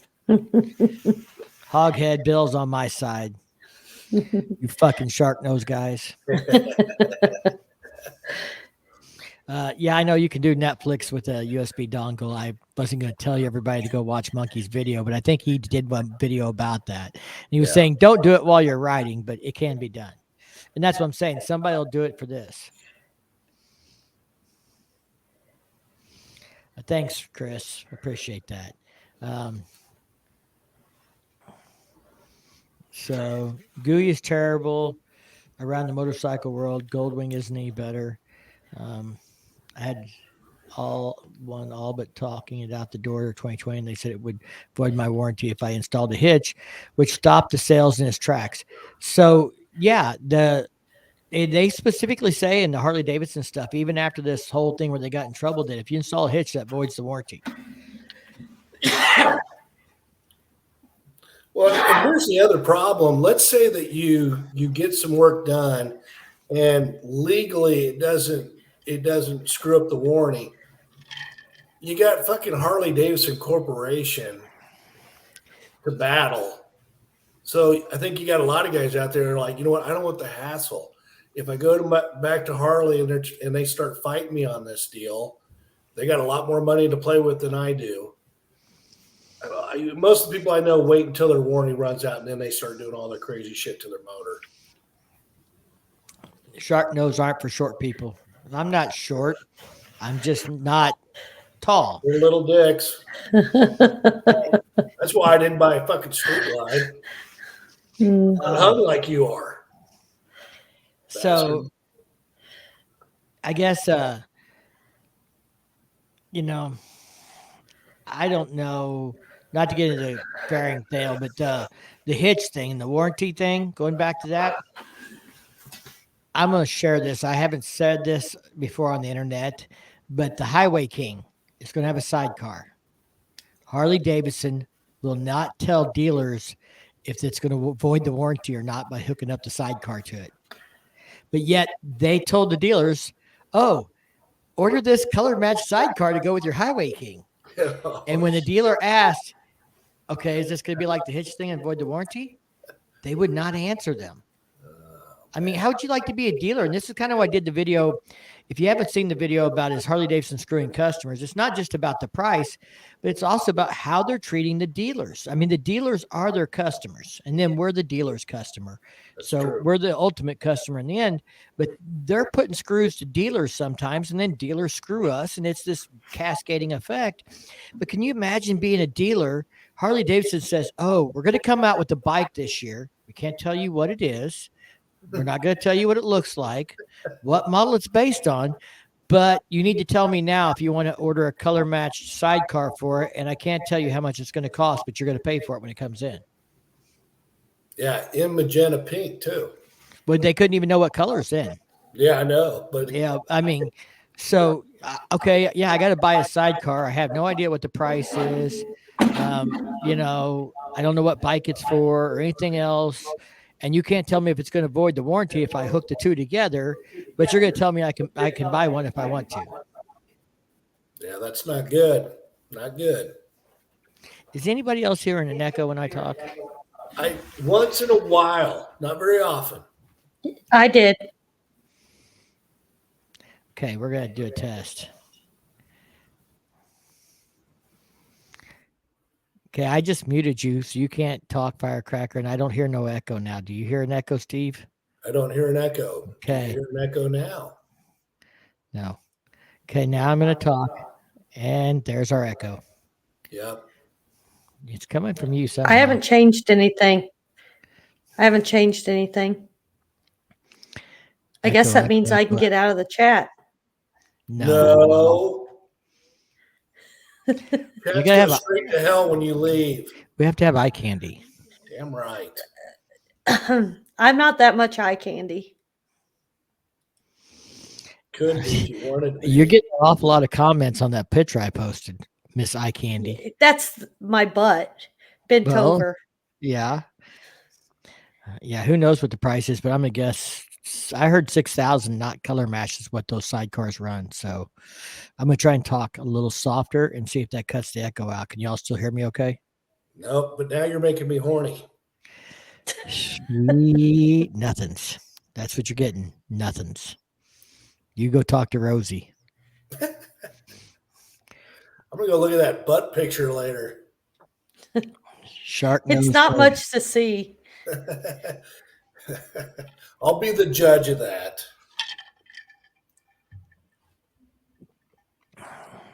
Sounds coming through the speaker somewhere. And what's really odd about that is we're both wearing headphones. She is upstairs. I am downstairs. If you look behind her, you can see a set of stairs. But I mean, we're 40 or 50 feet away, and I'm in a room with a curtain and a sound blanket and everything else trying to stop that sound from traveling. I think it's something to do with the internet. I don't know, but we'll have Because to, I've my- heard it, like periodically. Well, Yeah. like a while ago when you went to talk, I could hear you through my headphones downstairs, and it was like a couple seconds later you talked on my screen. there's always a little bit of a delay, but it shouldn't be that much. And maybe that's got something to do with her echo. I'm gonna have to hardwire her, get her off the Wi-Fi. If you leave Firecracker, the viewing audience will dip by 50%. That's absolutely true. She's the only thing keeping us over 40. No, Yes. because I'm sitting here quiet. Better than those two old men. That's just the way we like you. We want you quiet. His Put an Right. apron sexy on it, voice makes it even fixed it. better. Guys, I want you to tell her how many views would she get on videos if she would start wearing a tank top that's cut low. I and do doing not. doing upgrades on her motorcycle. I am not Just getting telling you. views by showing my body off. You got a If they wanna gal right watch down my- the street from you named Fender Bunny. I don't give a shit. I am not. I do not. I respect myself. I want to get views by my content, not by that. Your assets. Yeah, I don't have that much assets, anyways. I called for a sidecar for the Springer, $1,200, and your mom said I would have to park it at work. Well, okay, park it at work. Yeah. You bring it up here. We'll park it in my shop. She doesn't know, won't hurt her. Mom doesn't watch my YouTube channel. Dad does. What's up, Pops? Stay humble, Firecracker. If Steve leaves, it'll go up by 25%. Bri Hey, wants to that's know a if you're gonna do it. compliment because I thought it'd be more like 50%. You know, Bry's shooting for a bikini instead of a tank top. Shed. Have the silver plaques in 2 days. I think I missed whatever that conversation She'd. was. She'd. She'd. She would. She'd have the the Google silver plaque in 2 days. She'd have the silver play button in 2 days. Somebody said booty shorts would work. ooh, yeah. Booty shorts, Daisy work Dukes. booty shorts, work boots, and tank top. To do How often motorcycle have you upgrades. seen me wear shorts? Even seriously, since we've been together 7 years, how many Tank top times is have how you my seen- wife gets me to take out the garbage. Good content is so last year. Respect that. I respect her. I just tease her. Yeah. 69% higher. That's a great number, by the way. I think we Will can not all agree. downgrade herself, and I respect that. She's already downgraded. Look who she's with. Views are views. Yeah, I won't go there. There's some things I won't do for views. There's some content I won't encourage or support. I get views are views, but there's some I'm things I reading- don't give a shit if it's a Klondike bar or not. I'm still not doing it. I'm reading Middle Tennessee Concrete's comment. Oh, I'm gonna shit. tip some plumber's crack for views on my concrete videos. Oops, I dropped my hammer. Well, you make sure you send us a link for that one, and I'll share it out. We'll see if we can get you some views. Maybe I'll even remix that into a TikTok.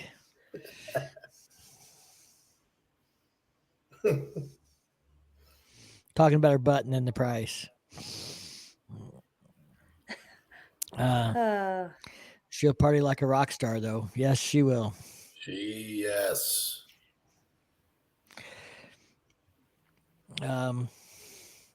So, any other questions on the Road Glide from the side comment, or not the Road Glide, the CVOs? Inverted front forks, I think, are great.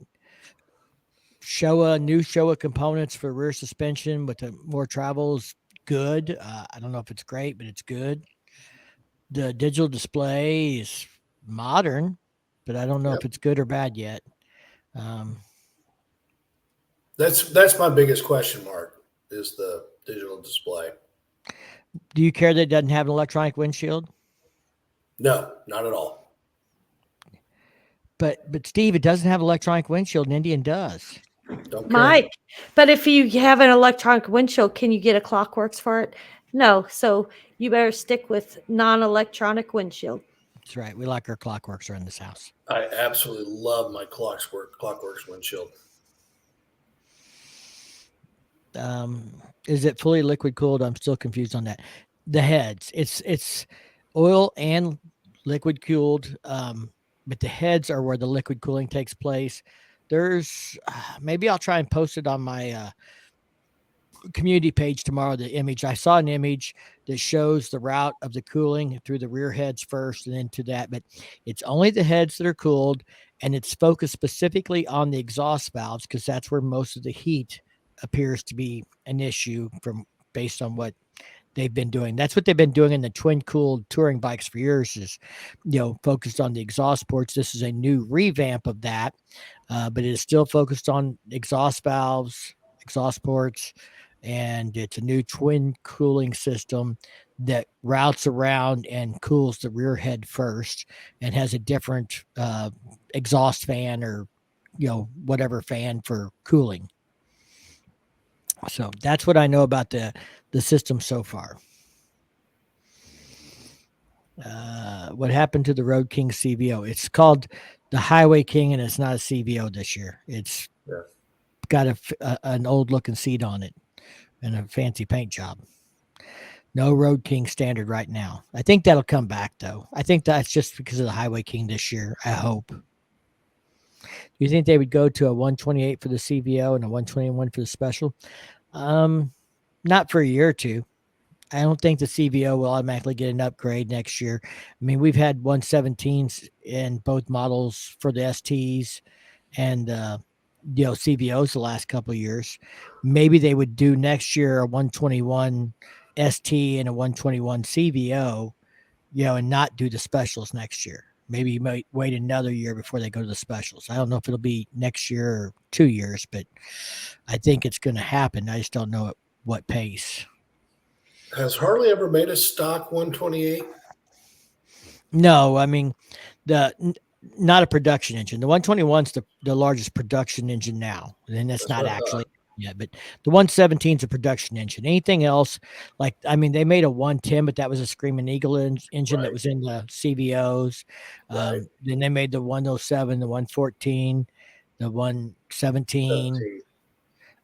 This 121 is production. Now we're not counting like the 131s and all that stuff. Those are crate, right? Those are crate motors. If HD puts out a water-cooled Pan American motor on a tour, people will burn Milwaukee to the ground. I don't know if they will. I mean, I think there's a certain segment that wants them, but I don't think it's going to be a 1250. I think it's going to have to be bigger than that. Absolutely. I think the thing with the 131 is they couldn't put the 131 in until they had the 135. I think the 131 doesn't help them with the EPA. That's a crate motor. I think, we got to remember Harley Davidson still has to deal with the EPA. People want, and I used to, before I became more informed on the matter, wonder why they didn't let you order 12 or 14-inch bars, or why they didn't let you order this or that instead of making you buy them, throw them away, and put new ones on. And it's got to do with regulations. It's got to do with, as a manufacturer, they are certain things they cannot do. It has to do with safety, ejection, obstructions, if you were to go over the handlebars, things like that. So whether I agree with it or not, that's thanks to our government. And the same thing with the 131. I think that's due to EPA. I agree with Wilkie. I would have loved to have seen a 131 in that CVO.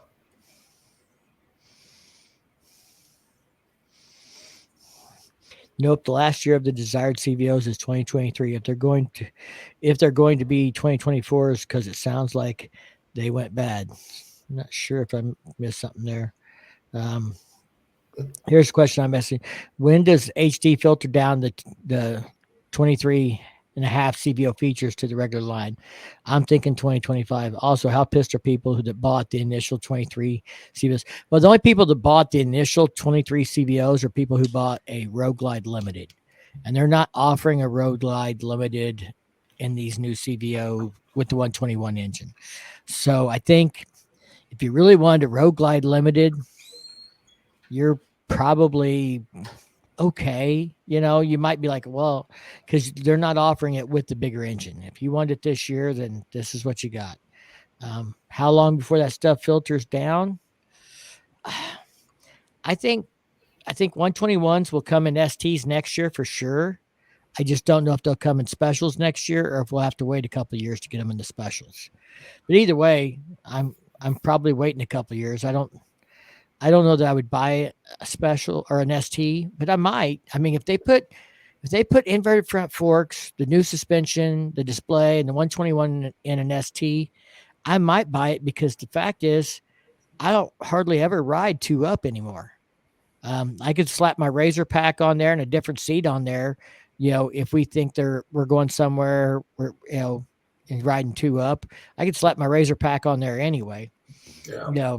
And something that's, I don't really care about the solo seat. I just shouldn't have, a 2-up seat, even if it's more for 1-up and, somebody who's going to ride 5 miles on the back occasionally. Yeah.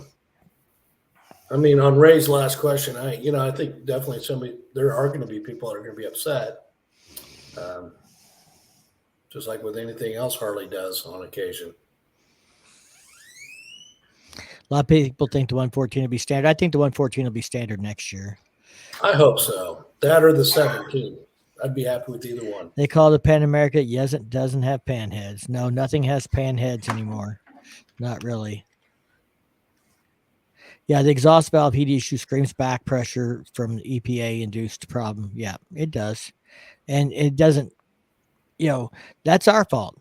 The EPA's killing tuners and aftermarket exhaust and everything else, because we have politically and socially said, oh, we've got to save the planet, while the other third world countries are destroying it. We're trying to save it, and we're cutting our own throats doing it. And so that may not be a popular thing to say, but that's the reality. We're not the largest pollutant, and therefore we're going to not make the biggest impact on the environment. And as long as the biggest polluters are not making any effort, we're fighting an uphill battle. But that's a whole different ball game. Yeah. True Harley dual sport bike has a place, but water cooled is a must, in my opinion. That, you know who that is, honey? That's dirt bike. That's Dirtbagger. I try to find his Instagram handle, but I recognize the picture. That helmet. He was at Frogs and Hog, or Five Dirty Bikers meetup. But I probably didn't meet him. You might not have met him. I didn't go. I met him on Friday, because I told him where he could go camp by the river down at the Elbow. So that's who Brian is. I recognize the image. Mike, he's out of St. Louis area. Do you understand why a liquid cooled engine performs better than a air inducted motor? Liquid cooled motors have, from what I understand, will have longevity. Heat, is the enemy of motors. Yeah. I don't know that liquid cooled particularly makes more power, as much as it allows you to make more power for a longer period of time without needing to rebuild. You know, I haven't checked, but the last time I looked, I don't think funny cars were running liquid cooled motors, but they rebuild you every race or two. Yeah, that's true. Yeah, the Mandalorian helmet. That's right. So higher compression, lower heat, those things, make it more efficient, make it last longer. They can run a higher compression engine.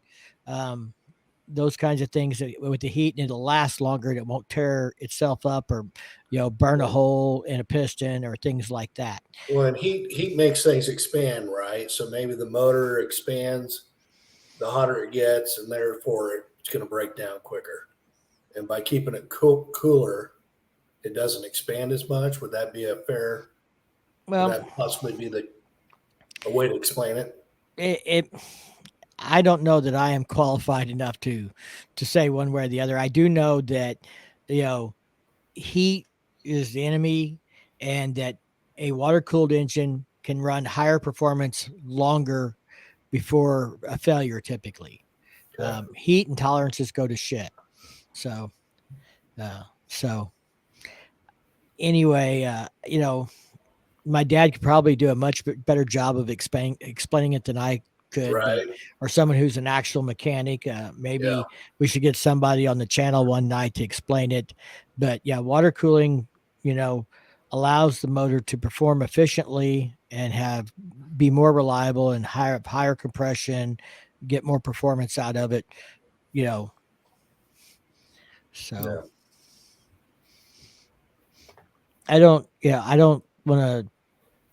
I'm careful to not get out of my wheelhouse. There's certain things I am knowledgeable about. There's certain things that I understand what I read, but can I explain why? Not necessarily in a way that I feel comfortable, that, because I don't want anybody to think, oh, that guy, he doesn't know what he's talking about. I'd rather say I don't know a better way to explain it, or all the, ins and outs of it. On the variable valve timing, I've got a friend, Mike Bowman, who works on cars and knows something about that. And he said that the variable valve timing on cars, they started deleting it, basically like negating that advantage through the computer, because when you go to changing cams, you had all these other problems and things like that. So, I think that's going to be an interesting thing to see what happens with the variable valve timing and aftermarket when people want to do upgrades.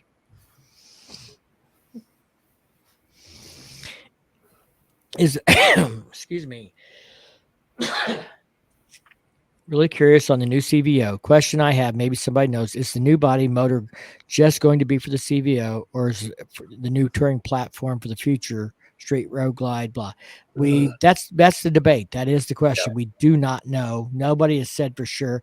I think my opinion is they have to bring it to something next year. I think they'll bring it to at least the STs next year, maybe the specials, or maybe the specials wait a year or two. I don't think they can hold out long, because I think there are going to be people like me that are absolutely not going to buy now until they're not going to buy something new now until the 121 comes out. Yeah, I think so too. Make it last longer. We're still talking about engines. Well, yeah, kind of. I hope you get 2,500 or 250,000 out of it. We'll see.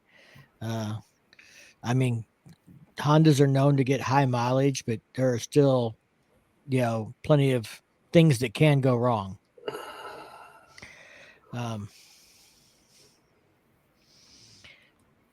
You might know more than me. I don't know anybody getting 1 million miles out of a Honda these days, but I'm sure there are some. And, I mean, I know guys with 1 million miles, but on the same bike, that's pretty rare, but it does happen. But I know a lot of guys who don't ride that many miles in their period. Yeah. 1,000,000 miles. That's a shitload. Yeah, the flat six motors, the gull wings and stuff. I don't think the VT 1100 is a flat six though, unless I'm wrong. Does anybody know off the top of their head?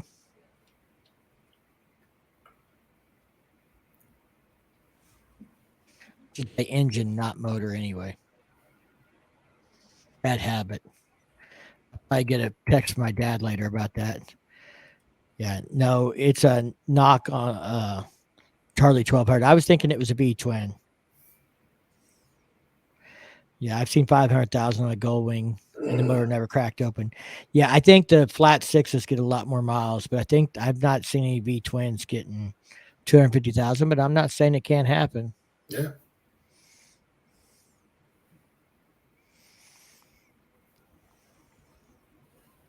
Yeah, that's essentially a Honda Shadow 1100, if I'm not mistaken. Which there's nothing wrong with that. I started out on a Honda Shadow 500, but I didn't get 250,000 miles out of it. But I didn't keep it that long. Any other CVO questions? So we're getting close to 9:00. We've been almost at it for 2 hours. I don't want to keep people if we don't have anything new to add to it. Yeah, it's the Sabre model. So I was close. Yeah, the flat sixes are what you find in the gull wings and stuff, and they definitely a high mileage motor. So CVO, I mean, I guess before we round this off, Firecracker, you're not buying one, but you said it was okay for me to buy one if I don't trade my bike in. It's your money. Your money's your money. My money's my money. Yeah. For now. We're not married. For now. It's. So, but what you said earlier, was I wrong, Steve? Didn't she say I could buy a CVO and keep my Street Glide? Yeah, Hold you're going on. to keep the Street Glide so I can, when I'm ready to move, I can start practicing on moving up to a bigger bike. Now, Mike, did I hear her correctly? She said, your money is your money. My money is my money. We're not married. That is what she said. We pay our if own, you each get pay our own married, bills. She's not saying that doesn't change. is that It'll be still the same Mike's because money? we pay our half of the rent and stuff. He buys what he wants. I buy what I want. And Except I don't get to buy what I want because you're telling me that I have to keep my Street Glide for you. I can buy what I want. I can buy what I want. I just can't sell what I have if she wants it. Well, you're definitely not getting rid of the fairing on it. No, it's not going anywhere. I have the stock fairing, if you didn't know, Steve. The fairing on my bike is not the original. The stock fairing's put up in the garage, so I can take that off and hang that on the wall. That will stay with me. It will not go with the bike. I can put the stock fairing back on. It's got 10,000 original miles on the fairing. Okay. I can tell you when I decide to get a new bike, I'm not getting rid of that bike out there. It's staying. Now, Firecracker, have you ridden a lowrider ST yet? No. She rode the Lowrider S. Yeah. Yep. I'm anxious to see her test ride a ST. Think she should ride one of those at Sturgis? I think so. Maybe we can talk her into it. Harley, are you listening? I had somebody comment on one of my videos, Steve, and they said that they really didn't think Harley would make a comment or a press release or anything else based on anything my little channel put out. Hey, okay, I'm not going to spill the beans, Mike, I promise. But I'd like to give a little shout out to your little channel because you told me some pretty cool news. May or may not occur, but you've got some influential people in some very large corporations that are following you and think highly of your channel. And I want to give you kudos for that. Well, thank you. I don't think that's going to happen, but it was it was nice to know that it was considered and on the list. We'll leave it at that. But Absolutely. I will say that if people don't think Harley listens to my channel, they reached out one time based on a live we were doing when I was much smaller than than I am currently, and donated stuff to a benefit that we were doing. Harley Corporate, not a dealership. So, for all the things I may not like about Harley Corporate, there's plenty of things I do like. I think there's things they do right. I think they got a lot of stuff right with the new CVO. I'm not, I'm not upset that it's not monoshock. I think good twin coil suspension in the rear can be fine. It's just a matter of if it's right. So, electronic windshield didn't bother me at all, so I mean, there's really not, it's not like I'm looking at these new bikes and saying, oh, it still doesn't have this, at least not for me as a consumer. I wouldn't have been opposed to an adjustable windshield that maybe manually, but I don't care. I don't care that it's electric or not. Sparky, congratulations on your Scout bobber. I think the Scout is probably, in my opinion, the most fun and probably my favorite Indian that they make. I've rode all of them that I could get my hands on, and that was definitely the one I enjoyed the most. If HD Corporate is listening, stop mandating MBAs and start mandating 15,000 mile a year on two wheels.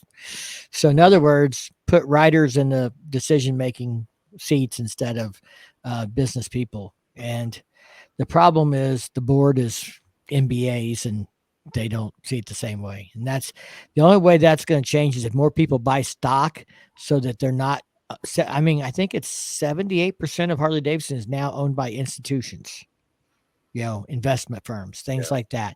As long as that exists, it's going to be hard for anyone to change the direction of Harley, CEO included. So, without more people having individual interest in it and the institutions having less power over it, I don't see any of that changing. Just my 2 cents. And that's not just Harley. That's all corporations are battling that problem. Yeah. Or the consumer is battling that problem with the stockholders. Oh, still got a Street Glide. That's it. Right on. Batwing forever. I'm just trying to get in Steve's crawl a little bit. Firecracker considers hers a mini Batwing. Yeah. So, I wonder if Elon wants to take HD private. Well, I don't know. I don't know if Elon's the person I want in the driver's seat either. He is a big proponent of EVs. Yeah, I was going to say he might buy Livewire. I'm excited for the CVOs too. And I think, Elon had a motorcycle accident early and will not touch a motorcycle. Yeah, well, it hasn't kept Jay Leno off one. But he didn't have, I don't know if he ever had one early, but he's had a couple lately. I'm excited for the CVOs. I'm excited for a lot of stuff they did. I think they've got, they made good steps. Now the question for me as a consumer is, not that I was probably buying a bike this year either way, but now I'm definitely not buying a bike. I'm not buying a new bike no matter what till the 121s come out in something that I want. If my bike crashed tomorrow and I had to go replace it, I would buy another used bike until the 121 comes out. I guess maybe I could buy a new bike knowing I'm just going to trade in on a 121, but I wouldn't be putting a bunch of money into it and making it my own and doing aftermarket stuff knowing that I'm going to upgrade to a 121 in the future. I haven't studied Harley Davidson's history well enough to answer this, and Mike, maybe you don't even know the answer, but with as many changes that Harley made on that CVO this year, can you think of any time they made that many changes in just one calendar year? I would say the closest thing would be Project Rushmore. 2014. And the reason I know that is because I was actually starting to shop in 2014 for a Street Glide. I didn't buy mine till late 2015. It's a 2016. But it's model, but I bought it in December of 2015. And Project Rushmore was the vent in the fairing, the new display. It had better suspension in the rear. I'm trying to think what else. I think also, but that, I don't know if that was the first year of the 103 or not. I know they were 103, but I don't know if that was the first year. But Project, I don't think so. I think their 103 existed before 14, but Project Rushmore for Street Glides was 2014 and up. And that was the vent and the fairing. 2017 they actually did some improvements to the front suspension. There's little things like that they don't talk about, that people don't realize. So they improved the front suspension in 2017. They did this that year. A lot of people, the 2014s and 2016 era there, the rear suspension was better on the specials than it was on the standards. It's little things, and so it's hard to know. And I wasn't following it nearly as close back then as I am now. I was only following what I was interested in. But I would have to say that was around that time frame. It was probably the last time they had significant changes to the touring line with multiple upgrades at the same time. Well, ladies, I'm out. Have a good night. We'll see you on the next one. Ray says, I'm out, guys. Have a good night. I think we're losing everybody. We've kept them on long enough. We've done 2 hours on the dot. So I think this is a good time to say good night to everybody. Thanks for coming and hanging out with us tonight. If you're in Central Missouri, we hope you can come hang out with us at the camp out. If you're in Kansas, come find us at the Cassaday Bike Run. And for anybody going to Milwaukee, hopefully we'll find our way there still. It's not we don't have confirmation, but we've taken the days off work. We're planning to make the trip if everything works out. Jay said new fairing on the road glides, street glides in 2014. One touch bags. Yeah, they changed the latches on the bags then. New wheels, suspension. So the new latch was a big one. Yeah, might come camp. Well, come on down camp with us. It's a really nice place. We're gonna have a good time, and you can see if you can survive licking Uranus. I know you've been to Uranus before, Brian. When are you gonna do a ride from Licking to Beaver, Arkansas? Licking the Beaver? I'm just saying. Well, we can do that in a day. I mean, we could actually do it in a day and back, but it kind of takes away the fun if you go all the way to Beaver and you don't stay overnight. I think if you're going to go if you're going all the way to the Beaver, you got to spend the night there. Yeah, I think you should spend as much time in Beaver as you can. Definitely. What's wrong, Firecracker? What's your thoughts on Beaver? Would you rather we stay in Uranus? You can stay wherever you want. All right. How about we go to Uranus and then Beaver? You want to go? Are you going to go through Uranus to get to the Beaver? What was that T-shirt, Firecracker? What? You have to go through the bush to get to the Beaver? Yeah. At T&A Saloon. I got that shirt, yeah. You have to learn your way around the Beaver. It takes time. All right. I'm getting off of here. All right. Thank you guys all for coming out and joining us on the chat tonight, the podcast. If you're catching this as a replay, make sure you come over to the channel, subscribe, set the bell to all to be notified when we do a live, and you can get in on the fun on the chat on the side here. Thanks, guys. Thank you, Steve and Firecracker, for putting up with me all night. You bet, brother. All right. We're out.